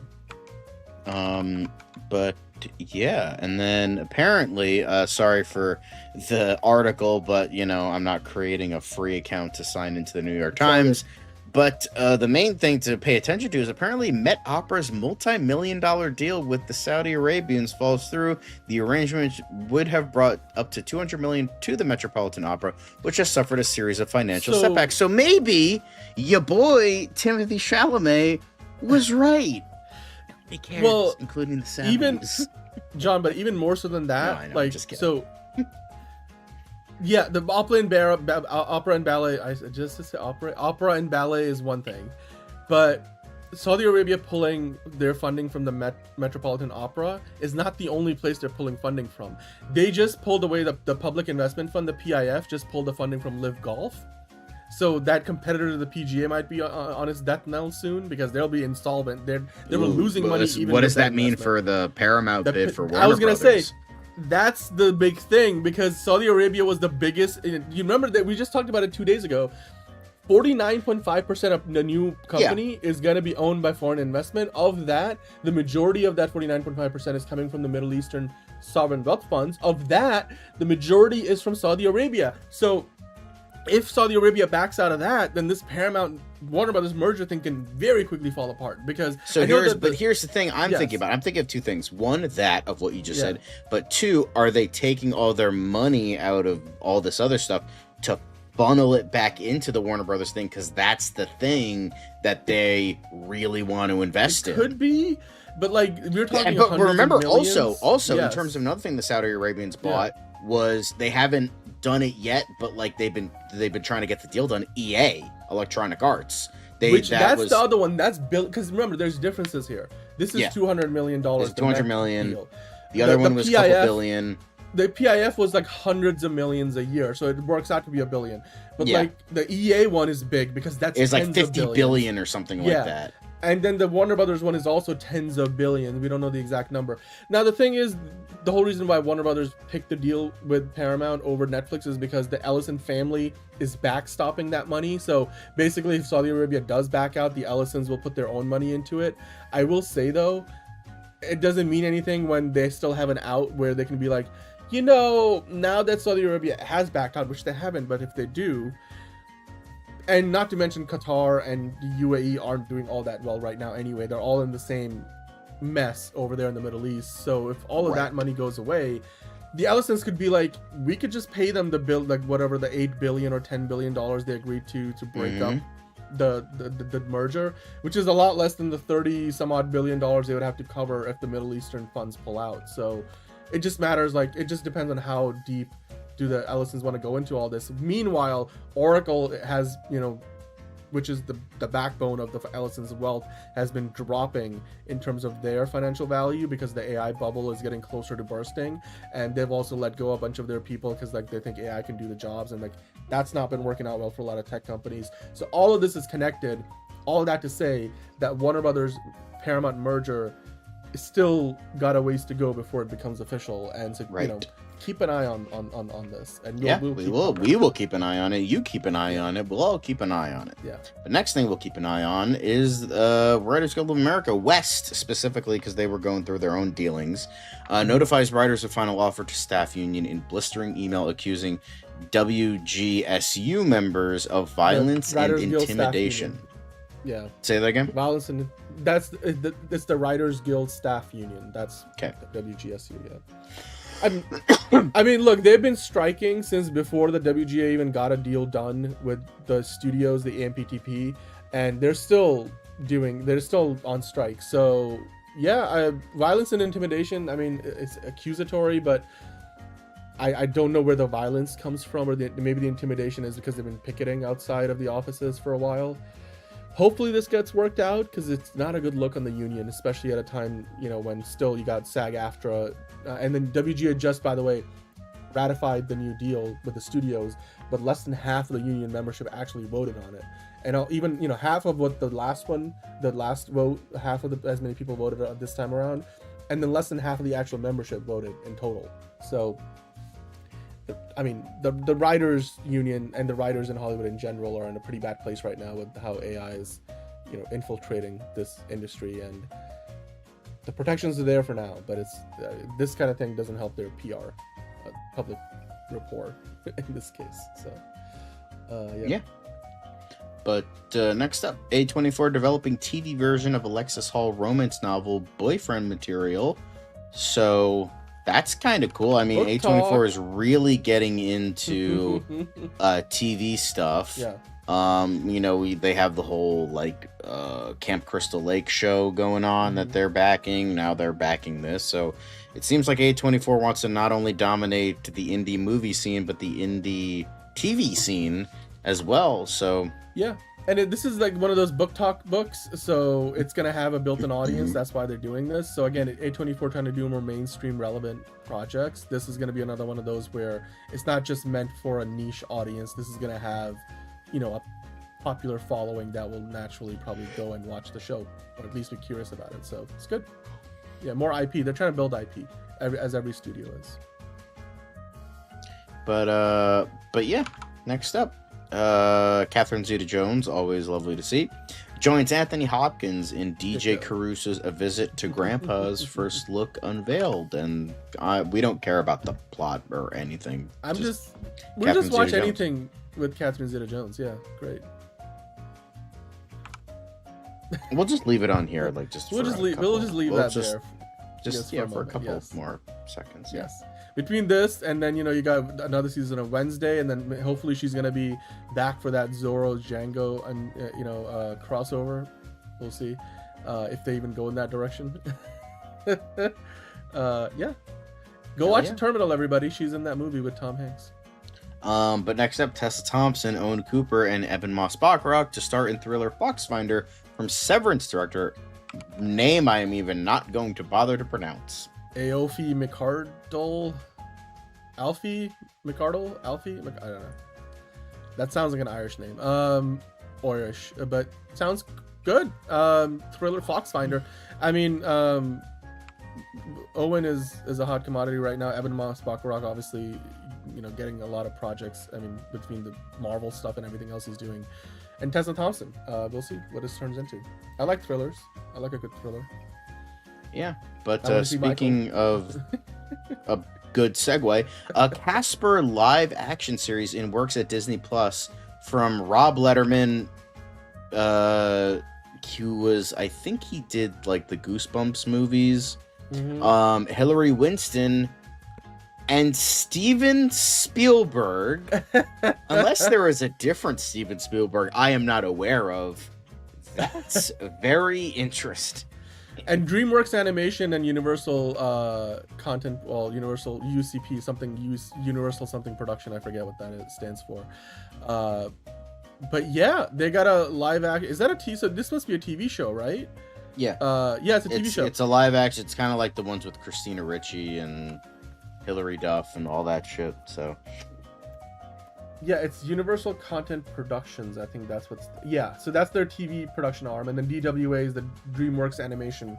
So this is going to be... Looks like it's at least hybrid, if not completely animated.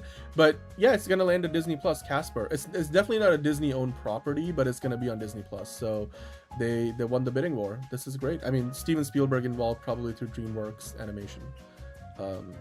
Yeah, and then you got those two people right there, Hillary and Rob. Steven Spielberg's probably just his name is attached. He's probably not going to do much. He doesn't probably have much to do with this, actually. But I guess this is Disney's way of saying, well, Doctor Who didn't work. We'll go get a Casper show for Disney Plus. Not necessarily a bad idea.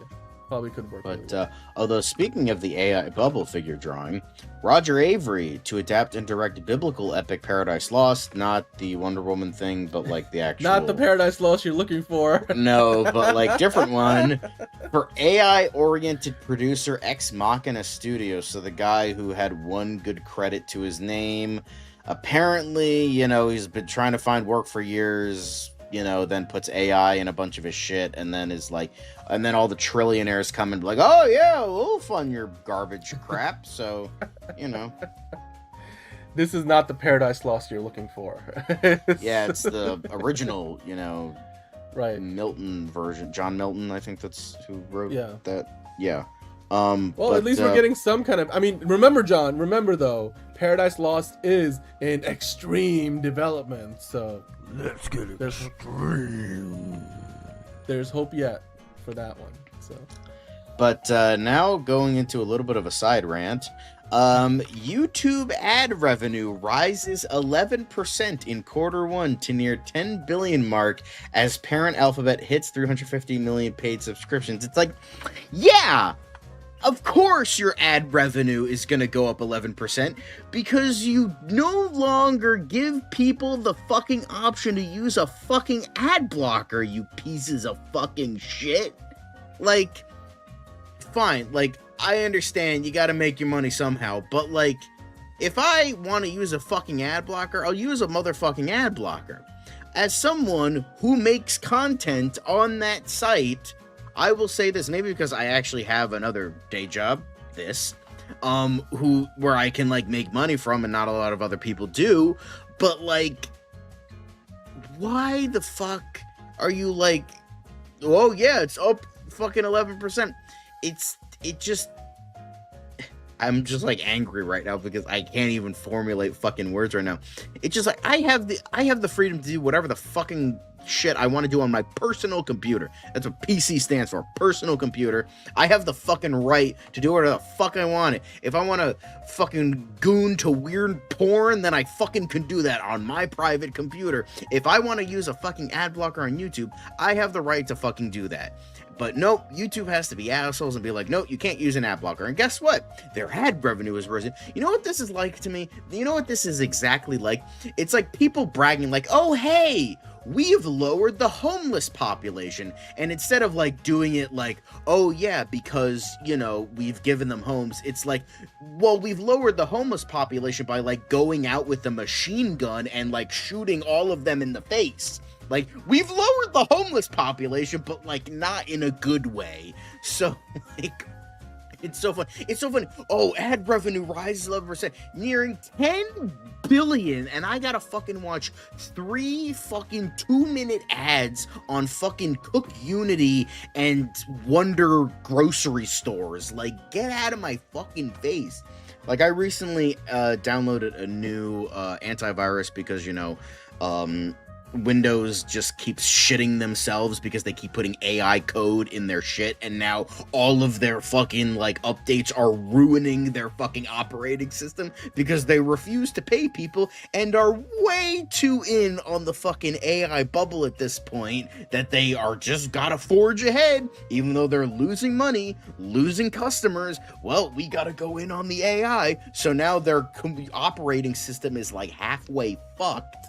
So I had to download an antivirus because, you know, Windows Defender ain't doing it well these days. So, yeah, it's just like this fucking whole thing is just hilarious to me. It's like, you know, we stopped, the homeless has gone down 11%, not by housing them, but just, you know, killing them. That's what this reads to me. And it's honestly fucking... No, the thing is, I use uBlock Origin, and it still doesn't work. Like, I gotta, like, update it again, but, like... I do have uBlock Origin. I do. uBlock Origin has been fucking amazing. But like after like a couple months, it's like, oh, yep, then YouTube gets a 1-up, and then I got to turn it off for a couple months, and then I turn it back on until they can get another 1-up on YouTube. So it's just a whole thing. So I got to see if it's working now. We'll see, but God, I fucking hate Google. I mean, I am getting a different phone when this needs an upgrade because fuck Google. This is almost like, this is also kind of similar to how when Netflix says, oh, we had a rise in our ad revenue because we launched the ad supported tier of Netflix, or they raised their prices for the end time. But this number, by the way, this paid subscriptions includes YouTube Premium and YouTube TV, so that's how I think they're coming up with these. Yeah, and they're starting to put ads in YouTube Premium. Yeah. Literally the whole reason that people get YouTube Premium. I don't get that. I don't get it. It's like just the level of like breaking audience, like, you know, trust with your consumers. Exactly. I know this is a long quick hit, but I really need it. Yeah. I saw this headline and I could feel my blood boil. Like, it's not to mention, like, people have seen like the way the algorithms change. A lot of creators are not getting like the same amount of views, and like YouTube's we've noticed that for both of my channels, the ones for Geek Informer and Cool Kids. Like, for instance, I actually did an expaniment, and again, I know this is quick hits. I know it's supposed to be quick. It's more. Caleb was in the chat, he'd be screaming. Video ads, by the way. I think YouTube Premium is doing more. Is it more banner ads? What I've seen is like I've seen a couple videos of this where people have been like recording their phones, where they have, obviously, you know how when you have YouTube Premium, it's in like the top left logo. It's like the YouTube logo Premium for people who have Premium. So you can see that proven, and you can see an ad being played, and it's like, what the fuck, YouTube? The whole reason I got YouTube Premium is so I don't have to watch ads, which is good why I didn't get YouTube Premium, because, you know, I'm not giving them my money. Fuck that. I'm not letting them win. So they just raised their prices too. Yeah. I've had a price raise on me for YouTube TV and YouTube Premium recently, and I have like the family plan, so that's even more expensive than just the normal one. So yeah, damn, it's just look, crazy. This is all gonna hit a ceiling. We have talked about this for a while. All the other streaming services, people can't keep afford to be paying, you know, $30 for Netflix, because it's like they want their cake and eat it. Like all these companies, like speaking of AI, they want their cake and eat it too. They want to replace everybody with AI. It's like, okay, everything is automated, but then when no one is working, how are you going to get people to pay for shit to use your products? It's like an ongoing story.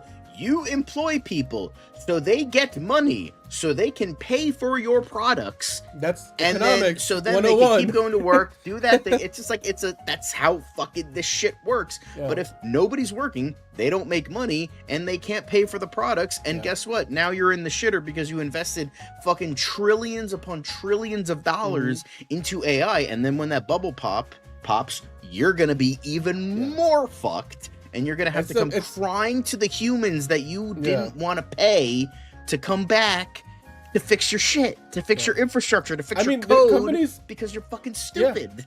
Companies have already been rehiring like people who they let go quietly because...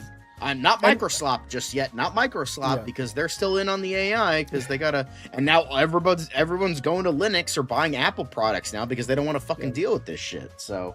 Yeah, I like that Apple's probably going to try to go the route of having locally based AI because their laptops have such a large amount of memory that you could just have it be locally based and not. He's got memory. Get him. Yeah. Anyway, this is like a whole wider. One more. The AI bubble is so much bigger than like the web bubble of the '90s or any other bubble before that. So one more thing, we are deeply fucked when Apple gives us an affordable semi-modular laptop for people to use. Even the fucking huge tech nerds who hate Apple, aka the greatest technician that's ever lived. If you get that reference, you get a cookie. Including him he's like, I have nothing. I mean, he's like, I wish it would be a little bit better here and there. But he's like, the fact that Apple is giving us a modular laptop just goes to show that it's good, but like at the same time, if Apple is doing this, we're also kind of fucked. Also, if anybody buys a laptop in the near future, spend a little bit more money, get a framework laptop. You'll thank me later. Anyway, let's move on. This is supposed to be quick hits. Yeah. So, anyway. Rage against the AI. We can do this for like a member fucking video or like do like a regular video on this. Yeah. But Netflix lands Lovesick starring Claire Danes with series order. Romantic drama comes from Sarah Treem, Universal TV, and Keshet. I'm not really familiar with Keshet. I don't know if you're familiar with that. But... Not so much, but I mean Claire Danes, you know, she was in what was that show on Homeland. Mrs. Hugh Dancy. Yeah. I mean, this is very different from anything that Homeland was. I mean, Lovesick, but Claire Danes, love to see her in anything. Great actress, and can't wait to see what this was another big bidding war that Netflix just won. So, yeah, great stuff. But next up is also great is IMAX unveils 10 theater deal for Australia, New Zealand. The film technologies company is expanding down under via a deal with Hoyt Cinemas for new laser cinema locations to open by 2028. So nice, more IMAX. Way to go, Australians! You're going to be getting some IMAX stuff, so that's cool. That's bloody good. That's bloody good, I tell you. Anyway, I don't know if that sounded Australian or not, but more laser IMAX screens. I mean, this is not like 70mm film IMAX, but like more laser, which is still better than most, you know, most Infinity Vision screens that you'll see. So, more IMAX for Australian, New Zealand folks to check out. 10 more. Although speaking of, I'm pretty sure Sam Neill's Australian. Jurassic Park star Sam Neill says he's now cancer-free after chemo stopped working. It looked like I was on the way out. So, congratulations to Sam Neill for being cancer-free. Hopefully we see him in more films, or he could just fucking retire after this point, whatever he wants to do. I would love to see him in more films, but, you know, if he's just like, fuck it, I survived cancer, I don't need to do anything else. And you know what? Good for him if he goes that route, so. I mean, I remember he was, like, advertised as, like, the big lead of this invasion show on Apple TV, and then he, like, yes, he is, only in the first episode. New Zealand, from New Zealand, so haha, good segue. I mean, like all those actors were also, part of, he's like, gonna apparently appear in the Jurassic next upcoming Park commercial for Comcast. He's gonna show up in Godzilla X Kong Supernova, so hell yeah, way to go, love to see it. Victory. Hell yeah. But for the last quick hit, apparently we have a Coyote versus Acme X Project Hail Mary crossover.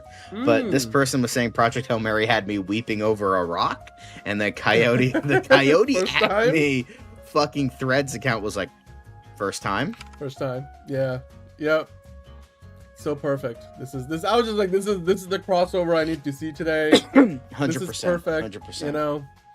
Yeah.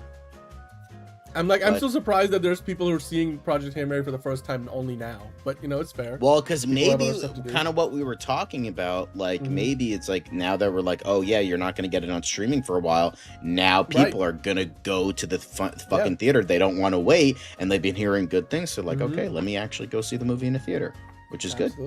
Yep. Amazing. Hell yeah. Making them wait makes them not want to wait and makes them go to the fucking theater. What a concept. What a concept. It is an amazing concept. Hopefully saying honka honka will bring Caleb back, but you know. Or He's not. Been commenting. Maybe we'll need to go live a little bit earlier in the evening to get Caleb. But thanks for watching the news portion. Now we are going to get into the DCU Daily portion. And sure. Blessed? It's another project that's been blessed from the beginning. There's the shot right there. That. Okay, we don't need to see right there. Hey, buddy. Eyes up here. Now you want to get nuts? Let's get nuts. Here we go. Victory mine. Ask me how am I doing? I'm telling you, really, I'm doing sublime. I never wait in the stewardess line. I just go do it. I'm moving my time. Really had nothing to do with it. How am I moving? I'm moving like you want to shine. Follow my lead. Don't listen to lies. I had to put me all in the line. That's why I know that victory's mine. I prefer Jared Leto. Honka honka!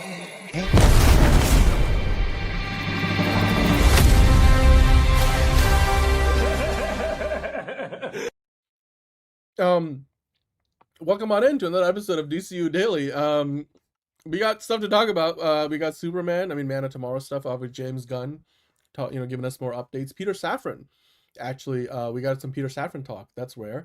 And it turns out we found that missing Lanterns trailer, and it turns out it went missing for the reason that we thought it did. But John, what are your thoughts? What are you most excited to talk about on DCU Daily today?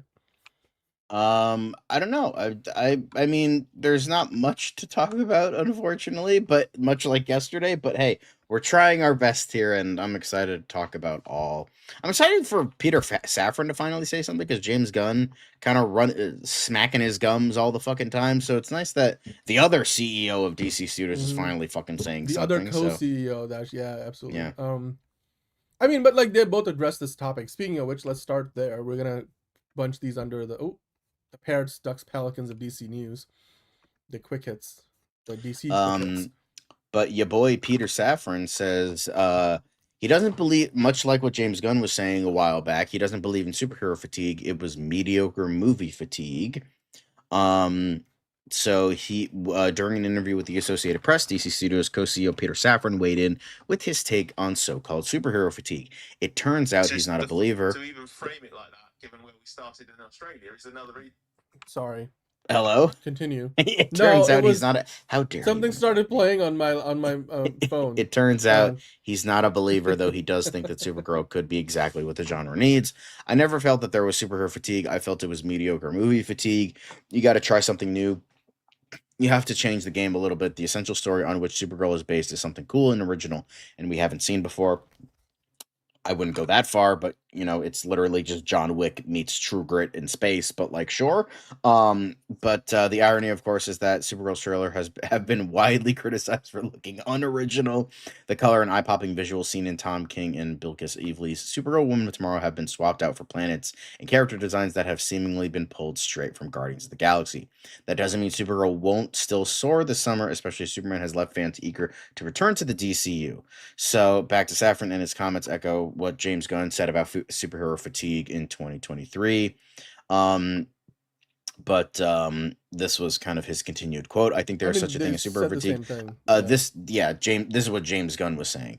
I think there is such a thing as superhero fatigue. I think it doesn't have anything to do with superheroes. It has to do with the kind of stories that we get to be told. And if you lose your eye on the ball, which is character, we love Superman, Batman, Iron Man, because there are these incredible characters that we have in our hearts. And if it becomes just a bunch of nonsense on screen, it gets really boring. But I get fatigued by most spectacle films, by the grind of not having an emotionally grounded story. It doesn't have anything to do with whether they're superhero movies or not. If you don't have a story at the base of it, just watching these things bash each other, no matter how clever those bashing moments are, no matter how clever the designs and the VFX are, it just gets fatiguing, and I think that's very, very real. So, and also we get a bit of a new look on Supergirl as well. She's getting ready to swing a punch and hit one of those aliens. Is that on? That looks like the space bus. Yeah, at least it won't be a CGI space desert that they'll be fighting in this movie. Although there is some desert, but not. Yeah, that Flash movie had problems. But John, I think Peter Safran is kind of echoing the same thing that James Gunn said, not and in so many words, but it's and we've talked about this before. I think what it comes down to when you talk about superhero fatigue, it's not actually it is superhero fatigue, but it's not actually the superhero fatigue in the way most people think it is. Like Anthony is saying, it's not fatigue like with people wanting to be done with the genre. People want good stories. The problem is, and we have mentioned this before on the show, the bar for excellence in the superhero genre now is higher, because you're past the era when you can just make, another variant of the same story arc or the same story stereotypical like origin story movie or something, and this time instead of Iron Man is Blue Beetle, or like this time like you've talked about the comparisons, like it's we've seen what the average phase 2, we can almost predict what the average phase 2 phase 1 MCU movie is going to play out like. It's like they were all following the same formula. Hence the whole idea of like the formula, like exactly Chuck Roth saying formula fatigue.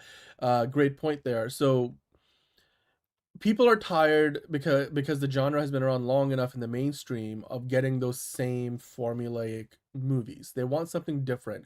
Not only different, they want something different that feels different enough that it's something that they haven't seen before, and that you combine with the idea that there's fewer people going to the movies today, and there's more options for people to do, to get their entertainment at home and elsewhere, not at movie theaters, that the bar to clear for people to get to a movie theater to see your movie is also higher. So when you add all those bits and pieces together, all those factors, what it ends up being is superhero fatigue is real, but it's more about kind of like back in the day when Westerns went out of style. They didn't go out of style because people stopped watching Western movies. They went out of style because people got tired of seeing the same tropes and stereotypical stories and character arcs and character archetypes, being played out again and again. And then, you'd have to reinvent it, right? Even like the Pirates movies, the Pirates of the Caribbean, they kind of reinvented, or refreshed the genre of like the action adventure movie, because after the 90s, people were getting tired of like, more mummy movies or stuff. Like we want something different. You do something different with it. You approach it from a different perspective. Hi, Dr. Doom. And yeah, I mean, with Supergirl, it seems like that's what we're going to be getting. We're getting a different kind of story. Like this Supergirl will be very different from any other live action Supergirl movie or TV show that we've ever seen before. That's their primary pitch. They're trying to position Supergirl to be, somebody that can stand shoulder to shoulder with Superman rather than being a derivative of Superman.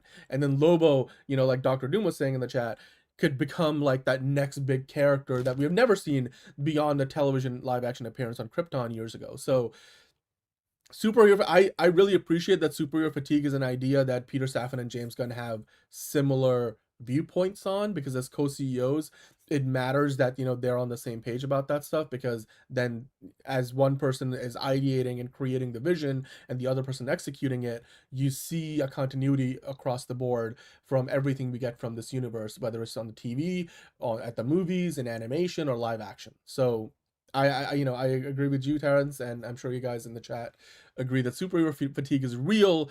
It's just not real in the sense that people are tired of superhero movies. People are tired of formulaic superhero movies, and we need to just constantly innovate, especially now, 20 years into the superhero genre being mainstream. You can't just get away with doing the same thing and, you know, dress it differently. You need to start telling unique, different stories. And we have done that in the past. Marvel like did with the first Avenger was a period piece, and then, you know, Shakespearean tale with Thor, and then you got Iron Man, which was a very different kind of movie, and then you get into the Avengers and you're mixing the flavors. And, you know, now James Gunn is talking about the same thing with Lanterns looking like a True Detective, you know, esque show, and Superman being a very comic booky movie, and then Supergirl being a space adventure a la Guardians, a la Star Wars. And then all of those pieces have to combine in with Clayface, a literal horror movie. So, like, you know, I like where their head is at with this, and certainly more so than at a time when Marvel seems to be going back to playing it safe. It looks like DC is doing everything but play it safe. So, yeah, I digress, but I think that's I wholly agree with what Peter Safran is saying, and what James Gunn also, you know, where his mind's at. But now we get into the continuity side of things. Agreed with But you, Lobo, by the way. somebody asked, you know, I prefer a movie because Lobo would take place in space, and they need a lot of money for that. So yeah. But well, no, you can get around it. Sci-Fi did that with low budget space sci-fi shows for a long time. Like, you can make a Lobo show on a budget if you wanted to. But I know that you clarified what is canon from Peacemaker season 1 in the DCU on the Peacemaker podcast, and I was wondering what you consider canon from Suicide Squad, the Suicide Squad, and Blue Beetle. And James Gunn had this to say: I've been thinking about this a lot in regards to the Suicide Squad and Blue Beetle, and I've been meaning to rewatch both with an eye towards that, knowing what I know now, almost 3 years into the DCU, with a couple more years of scripts being actively filmed or created.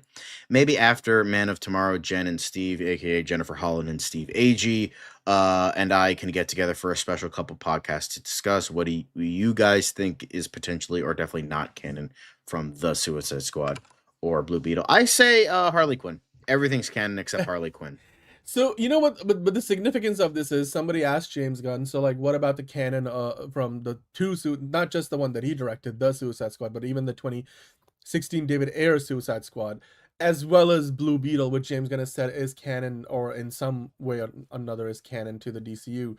And I guess James Gunn, again, he's honest about this stuff. He was like, look, I've never really, you know, I've been thinking about this a lot, but obviously he's never quite nailed down all the little bits and, you know, pieces of it all, and I'm sure there's some things that will remain canon, others will not, like what they did with retconning Peacemaker for season 3. So was it season 2? Yeah, it's good to see that James Gunn is talking about it in a public sense, because he doesn't have to address this publicly. They could just, you know, approach it from whatever we come up with now, the new canon is the new canon, the old canon is not the old, it's the old canon. Like with Star Trek, they've been retconning a lot of stuff in the current era of TV shows from the back in the day, the OG shows.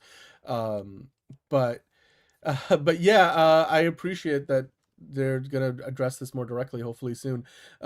Obviously, this doesn't guarantee that they're gonna do a whole podcast about it, but if they do, that'd be nice. I mean, John, what would you like to keep from Blue Beetle, and what would you like to get rid of? I feel like most of that movie could work. There wasn't anything in there. I mean, Batman is going to be canon, and he could be considered a fascist by anybody. So, by someone stupid, because that's the whole point of George Lopez's character. Right. But yeah, I think pretty much everything in that movie can be canonical. I mean, because it's its own story. It's pretty isolated, yeah. So yeah, I think like pretty much everything in that movie can be canon. Mm-hmm. And then for the Suicide Squad and Suicide Squad, yeah, just make everything canon except Harley Quinn, and we're good.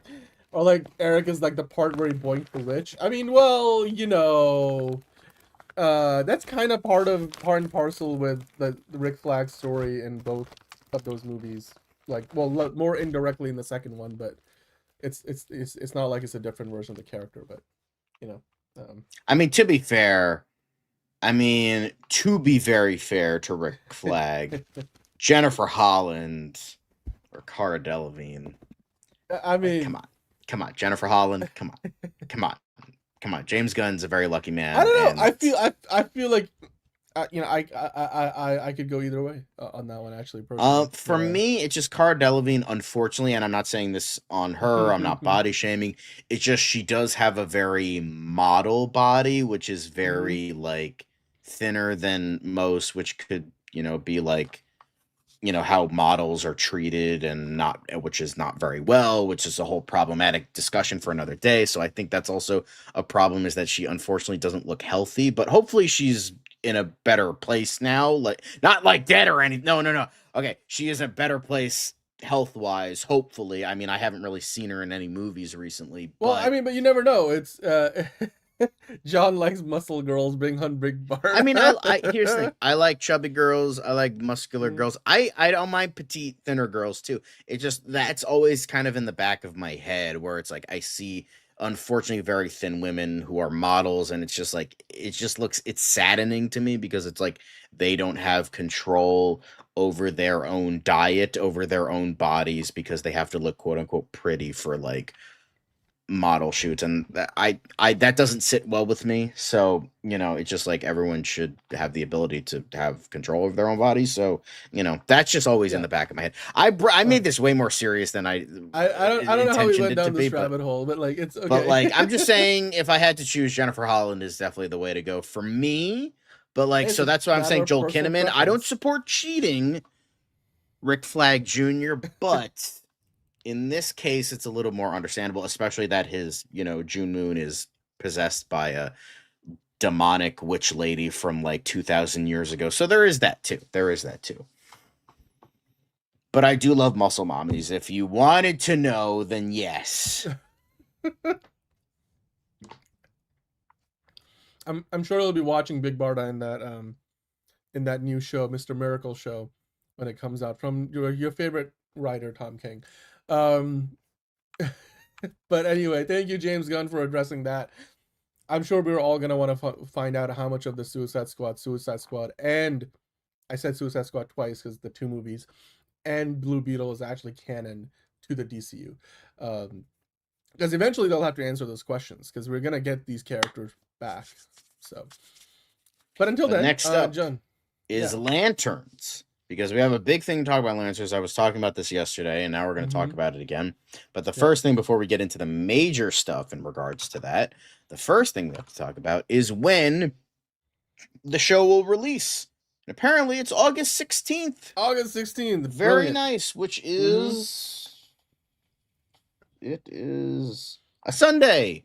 So it's going to be premiering on Sunday, so it's kind of is the death knell slot. So not the best thing, but you know. No, but I mean, doesn't the House of the Dragon drop on Sundays? Like a lot of these. I don't know. HBO But I shows. remember way back when, like during more cable driven shows where it's like Sunday was not a good spot to be on. But yeah, no, but I mean, streaming era now. So House of the Dragon drops on. I feel that is like the spot for a lot of HBO's big shows. I feel like when Harry Potter starts airing, it's going to air on Sundays as well.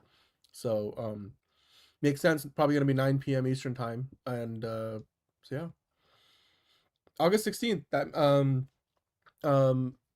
That's a good time of the year for me. Mid August. That's always for my family.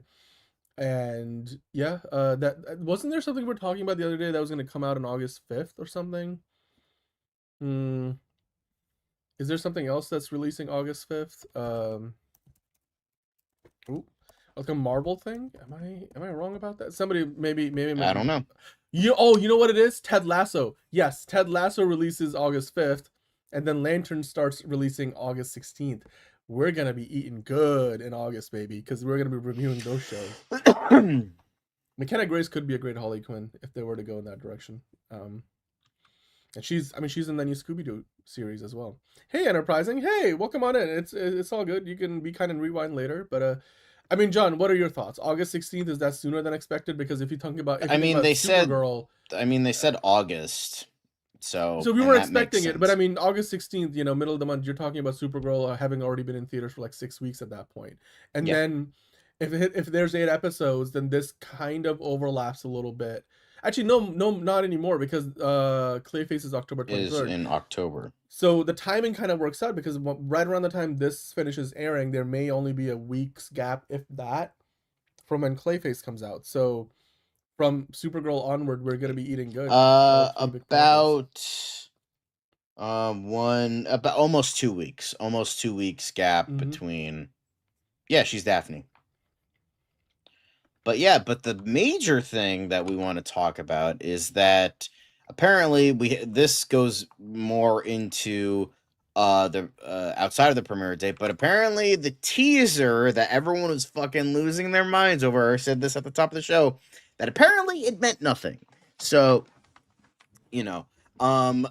so what happened was what we were kind of discussing before, and then I was kind of discussing yesterday, is that it could be a copyright thing. It could be, like wanting to put the release date on there. They could be. Like It was literally licensing just a thing, copyright thing. That's Like literally all it music was. The licensing, Bruce yeah. Springsteen song, they couldn't use it, and so they used the score instead. Oh wait, never mind. Apparently it's been removed from YouTube again. This may only be temporary in the Steelers. What? Oh my That's fun. god. So apparently I had this whole diatribe where it was like, okay, it's back because of copyright, but now it got taken down again. So Again. daisies. Wow, it's gone again. That's great. Breaking news, everybody. So came on, and then apparently it went away again. they did bring the trailer back. So I'll go into what was said before, the update is, so the first teaser trailer for Lanterns was removed. It was because of copyright, because there was I believe a Bruce Springsteen song. Yeah, it was shown. part of the. It was a riff on one of his. Yeah, it was part of the trailer. Yes. But it was back temporarily, and then it got taken down again. And the section of the Bruce Springsteen song was replaced with bits and pieces of the soundtrack, we presume, of the show itself. So they had made that change. Do you think this is literally like HBO's like version of like getting a YouTube copyright strike, and then they're just like having to take this shit down? I'm like, how depressing is it that they can't between this and then the marketing debacle of overall, like, remember when they dropped the first piece of footage, and then Aaron Pierre did a whole preview that was longer than the actual piece of footage? It's kind of weird. Like, it's almost like you can come up with a conspiracy theory that HBO doesn't like the idea they're doing this show, because the marketing for this has just been, I don't know, like dog water. Like, it's just, so so in regards to what initially happened, it got taken down. Then it got and people were speculating that something was happening, that it might be down to the not insignificant amount of backlash the teaser was met with when it was released. More here. With DC planning to debut a better full trailer in the coming days, this was always highly unlikely, and it seems the real reason was indeed due to a licensing issue. HBO has now shared a version of the trailer that replaces the remix of Bruce Springsteen's State Trooper with what we assume to be a sample of Stephanie Economou's score. And the re-release promo also reveals that Lanterns will officially premiere on August 16th. So because of those two changes is why it got uploaded, but now it doesn't even fucking matter because it got taken down again. So it makes the title that I made this fucking episode of DCU Daily moot. Thanks for that, DC. Now you make me look like a goddamn fool. Go fuck yourselves and fuck your shitty making Tom King themselves inspired look show. like a goddamn fool, because I don't get the market. It's kind of, I recently with the Clayface marketing, like if you go look on their Instagram account, they released all those photos, and then they took them down and released them with like the melted effect on it. I thought that was like guerrilla marketing, and maybe that's what it was. And marketing a movie is, with a different team than marketing an HBO show. So I'm not saying it's the same people doing both, but this Lanterns marketing, like between the sneak peek that wasn't a sneak peek, then with Aaron Pierre, like clearly when he was talking about the date being muted out for the release date because they couldn't figure it out, then the trailer coming out and obviously leaving the wrong impression on people, and then the public spat between Drew Goddard and Damon Lindelof, and seemingly everybody having to defend the fact that, guys, it's gonna get better. Like only the first couple of episodes are like this, and then it gets cosmic from there. Hey, human nerd girl, how you doing? To now, like this, now twice in 2 days, it's been put up and taken down. I'm like, at this point, just don't put it back up. Just work whatever the next trailer is. The next thing I want to see from this show is the next trailer. Like, don't put it back up. Because it's just getting to a point where I know it's not your fault, John, and we don't really need to, you know, maybe we could change the title of the episode. I'll change it after we're done. But it's just weird. Like I feel like there's some bad juju around this show, and yeah, that's for the what fans, happens when you hire Tom you know? King, folks. That's what happens. But I mean, Tom King is not the one behind the marketing. I feel like it's almost like HBO is like can't get their shit together marketing the show, as opposed to, I don't know, like they're doing a decent job with Harry Potter, with House of the Dragon, and you know, with what's the other one? The Last of Us. You know, Lanterns is back? Question mark? Yeah, as a, you know what? Simple fix right there. Emo Nerd Girl asking you, John, how you are doing today. Doing fine. Yeah. Doing fine. Doing fine. Doing mighty fine. Maybe, you know what, John? You know what? I think the reason why they took it down is because the next trailer for Lanterns is in extreme development. So that's probably so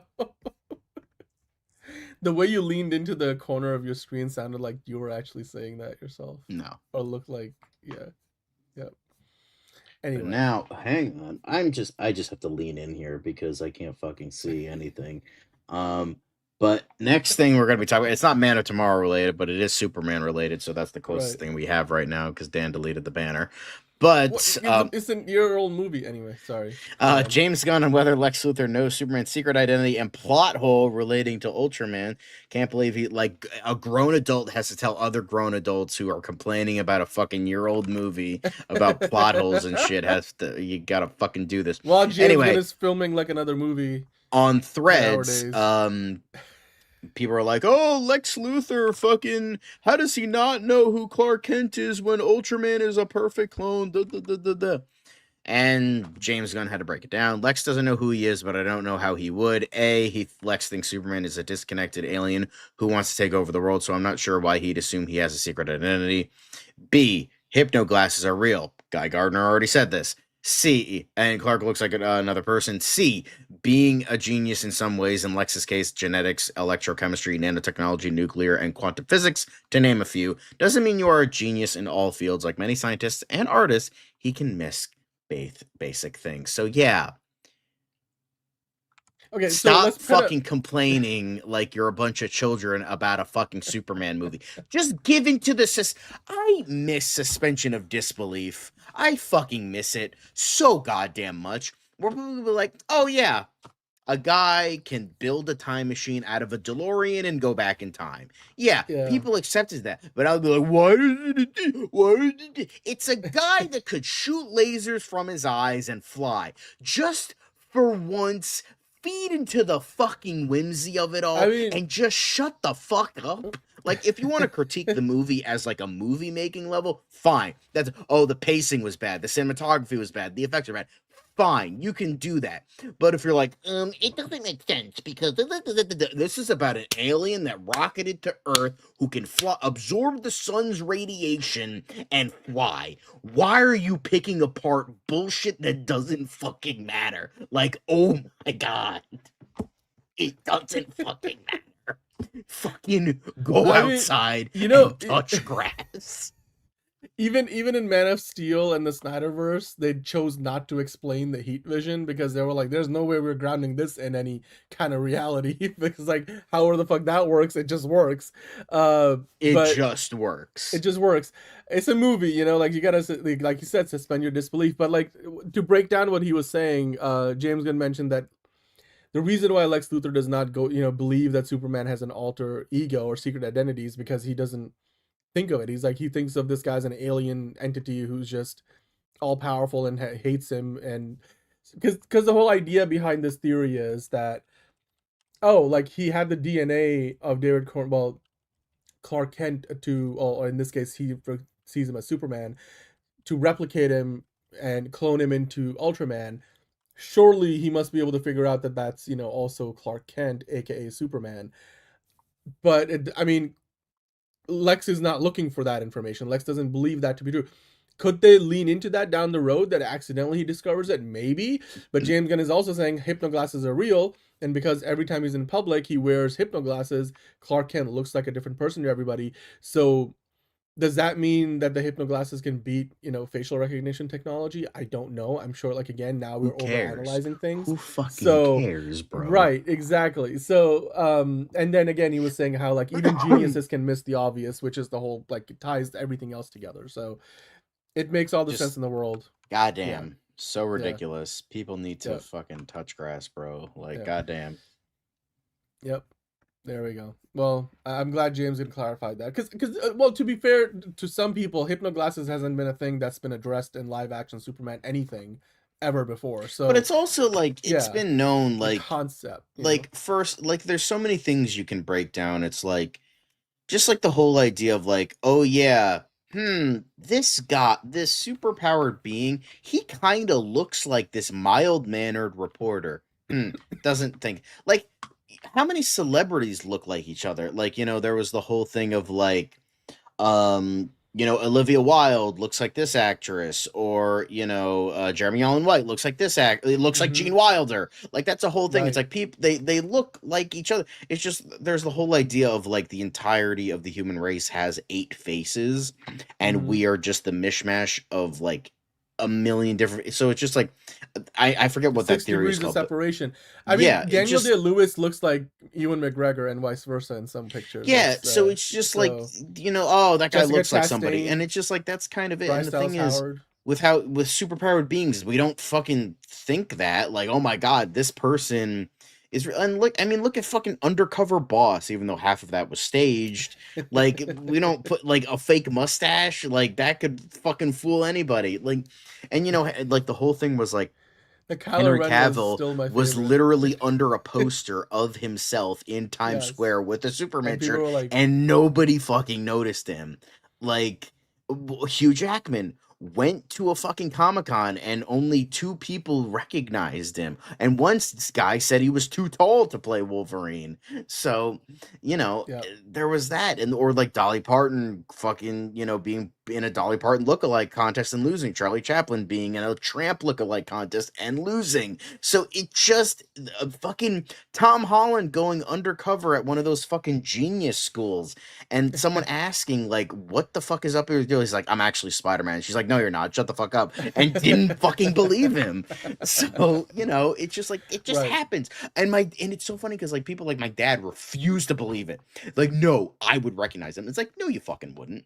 Like, just random guy on the street, every Joe Schmo, you're gonna be like, oh, yeah, that guy looks like the guy flying above head. And it's just like, come on, man. Like, really? It's just like, nobody, like, and the thing is, we have the power of hindsight. We know, we're the people watching the movie who are in on the dramatic irony that not everybody else in the universe is looking at. Yeah. We know that Clark Kent is Superman. Why? Because we are being presented that information. We're behind the fourth wall. That's why. That's that experience. But I mean, no, you're right. It's kind of sobering to like, because like Fiona is somebody like who's not really a big like movie stars, no like the name of people person. So I always kind of run it by her to get a sense of grounding and like, oh yeah, she doesn't recognize this person. Of course it is. Like, yes, and then the vast majority of the people that go to the movies are like that, not like the super fans that we are. But John, to answer the question, Emo Nerd Girl was asking, can you nerds tell me about Clayface? I never heard of him. I mean, do you care to kind of do a TLDR on Clayface? Okay, so there is a bit of a long history, but I'll try my best to contain it as much as I can. So Clayface was introduced in the 40s. Batman and Robin fought him. He was essentially Phantom of the Opera. Like, essentially, it was Phantom of the Opera as a Batman character. Basil Carlo was an actor who found out that the movie that they were remaking a movie that he did without him. So he decides to go onto the set and start killing people. Um, so and eventually Batman and Robin apprehend him. I think they maybe fought him one or two more times before the character was essentially like kind of thrown away. Then in the Silver Age, we got the second Clayface, the more known Clayface of a guy having clay shape-shifting powers named Matt Hagen. Matt Hagen was a treasure hunter who falls into like a weird pit. And gets Clayface powers, because this was more like Silver Age when like weird supernatural science stuff was more at the forefront. So he fought Batman and Robin a bunch of times. And the original Basil Carlo did not have clay powers. He was just a guy in a mask. So Matt Hagen was the guy that, you know, they brought the whole clay thing, like protoplasm, whatever. And then after that, there was the Preston Payne version, who he was the third Clayface, and he was like in this weird, because essentially he was trying to experiment on himself, and he eventually, like, to the point where like his like body was just goop, like he couldn't shapeshift it, so he had to put himself into this like weird like astronaut like style like Mr. Freeze kind of suit in order to stay like a fully formed being. So that was the third version, and then after that it was essentially more of the same. But yeah, then after that, it was Sandra Fuller, aka Lady Clay. She got Clayface powers. Then she and Preston Payne and Sandra Fuller then have a kid, and they have the fifth Clayface, who is Cassius Clay Clay, who was the original name of Muhammad Ali, so it was a little like in joke. Yep. And then after that, there was Peter Claything Malley, Todd Russell, and Johnny Williams, but they were all relatively forgotten Clayfaces. For the most part, the first 5 Clayfaces are the ones that people remember, and the one that we're getting in October is based on 2 different versions of Clayface, the Basil Carlo actor, and then the name Matt Hagen. So this is essentially what the animated series did. Feet of Clay, where Clayface was voiced by Ron Perlman before he was Hellboy. That was his introduction into the comic book world. In Batman, the animated where series, right? Yeah. essentially, because nobody's really named Basil Carlo anymore, so they used Matt Hagen, which is a more like modern name. Appropriate. And essentially, they use both backstories. Essentially, they use the Basil Carlo actor background. Then they use the Matt Hagen name. And then essentially, and his power set of being a shape-shifting clay monster. Because the original Basil Carlo wasn't until later on in the comics, where I think he killed a bunch of Clayfaces, absorbed their power, and then became Ultimate Clayface. But that was way later, I think in the 70s or the 80s. So he crossed over into the Marvel Universe Ultimate Clayface. But yeah, so that's essentially kind of the rundown of Clayface. What you need to know in terms of that is just this version of Matt Hagen is essentially Basil Carlo and Matt Hagen combined. Which is because Mike Flanagan was inspired by the Batman the Animated Series episode. So. I believe we have an absolute. Don't we have an absolute Clayface already? Like, is that or is that coming up in a future comic? I don't know. I bet if John shaves off his beard and mustache, no one will recognize him, and you don't need hypnosis. I would be willing to bet on it. You know what, Chuck Rod? You are perfectly. People won't recognize me without my facial hair if I did that. I mean, I will recognize me from 10 years ago or more, actually. Figure Drawing saying shout out to Basil Gogo, iconic old school movie monster artist. Yeah, hell yeah. Okay, so another question before we wrap up. This is from Sanju. He was just asking, some say Clayface is too dark for a family audience. Is the criticism valid? Clayface is not for a family audience. Clayface is a rated R horror movie, not a horror movie that's in the superhero genre. You know, and this is from James Gunn. He just said it's a horror film, period. So it doesn't need to appeal to a family audience. I mean, you can bring a family to it, But just know it's rated R. Is going to have some gruesome elements, including plenty of body horror. And I feel like that trailer did a good job of establishing the tone, which is exactly what a teaser trailer should do. So, and yeah, I mean, Blade has done well in the past. Deadpool and Wolverine were rated R, even though, you know, it wasn't like a hard R. Like the first two Deadpool movies were much more hard R movies than Deadpool and Wolverine. So you could bring more, you know, of your family to that. But obviously Joker was rated R and did really well, made $1 billion. So family audiences, it's not really made for that. So, you know, but at the end of the day, if you want to bring, you know, your family with you to the movie, then it's up to you and how much of, you know, how big of a horror fan your family might be. Feats of Clay, it should be free on YouTube. No, YouTube knows the origin story from Batman, the animated series. Yeah. Once Upon a Deadpool. That's right. Was that rated R? Once Upon a Deadpool? No, that was PG-13 because they were testing out how it would work, right. And they tried to use it like the whole like Princess Bride solution of like cutting away from the darker aspects. So. Which is the whole point of Deadpool is you show that stuff. So, but anyway, yeah, you know, all this family talk though, John. Your brother never told you never threaten a man's family?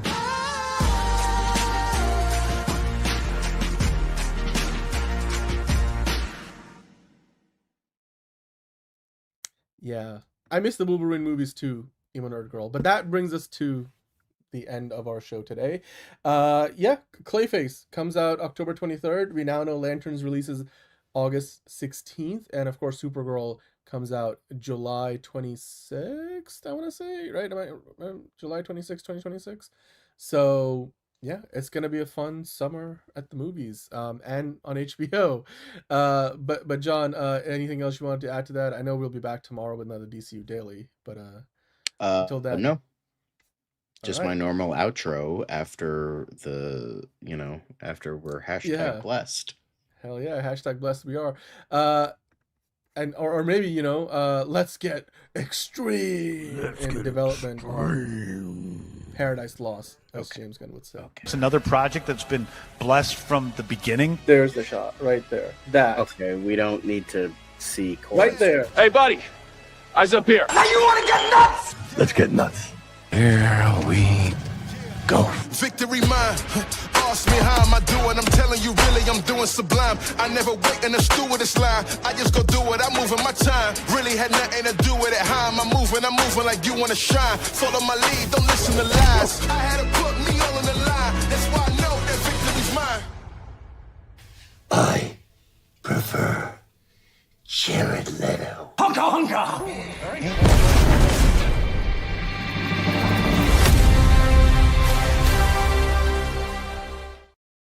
Fuck Tom King and his lack of green. Fuck Jeff Snyder and fuck Crybaby Ellison.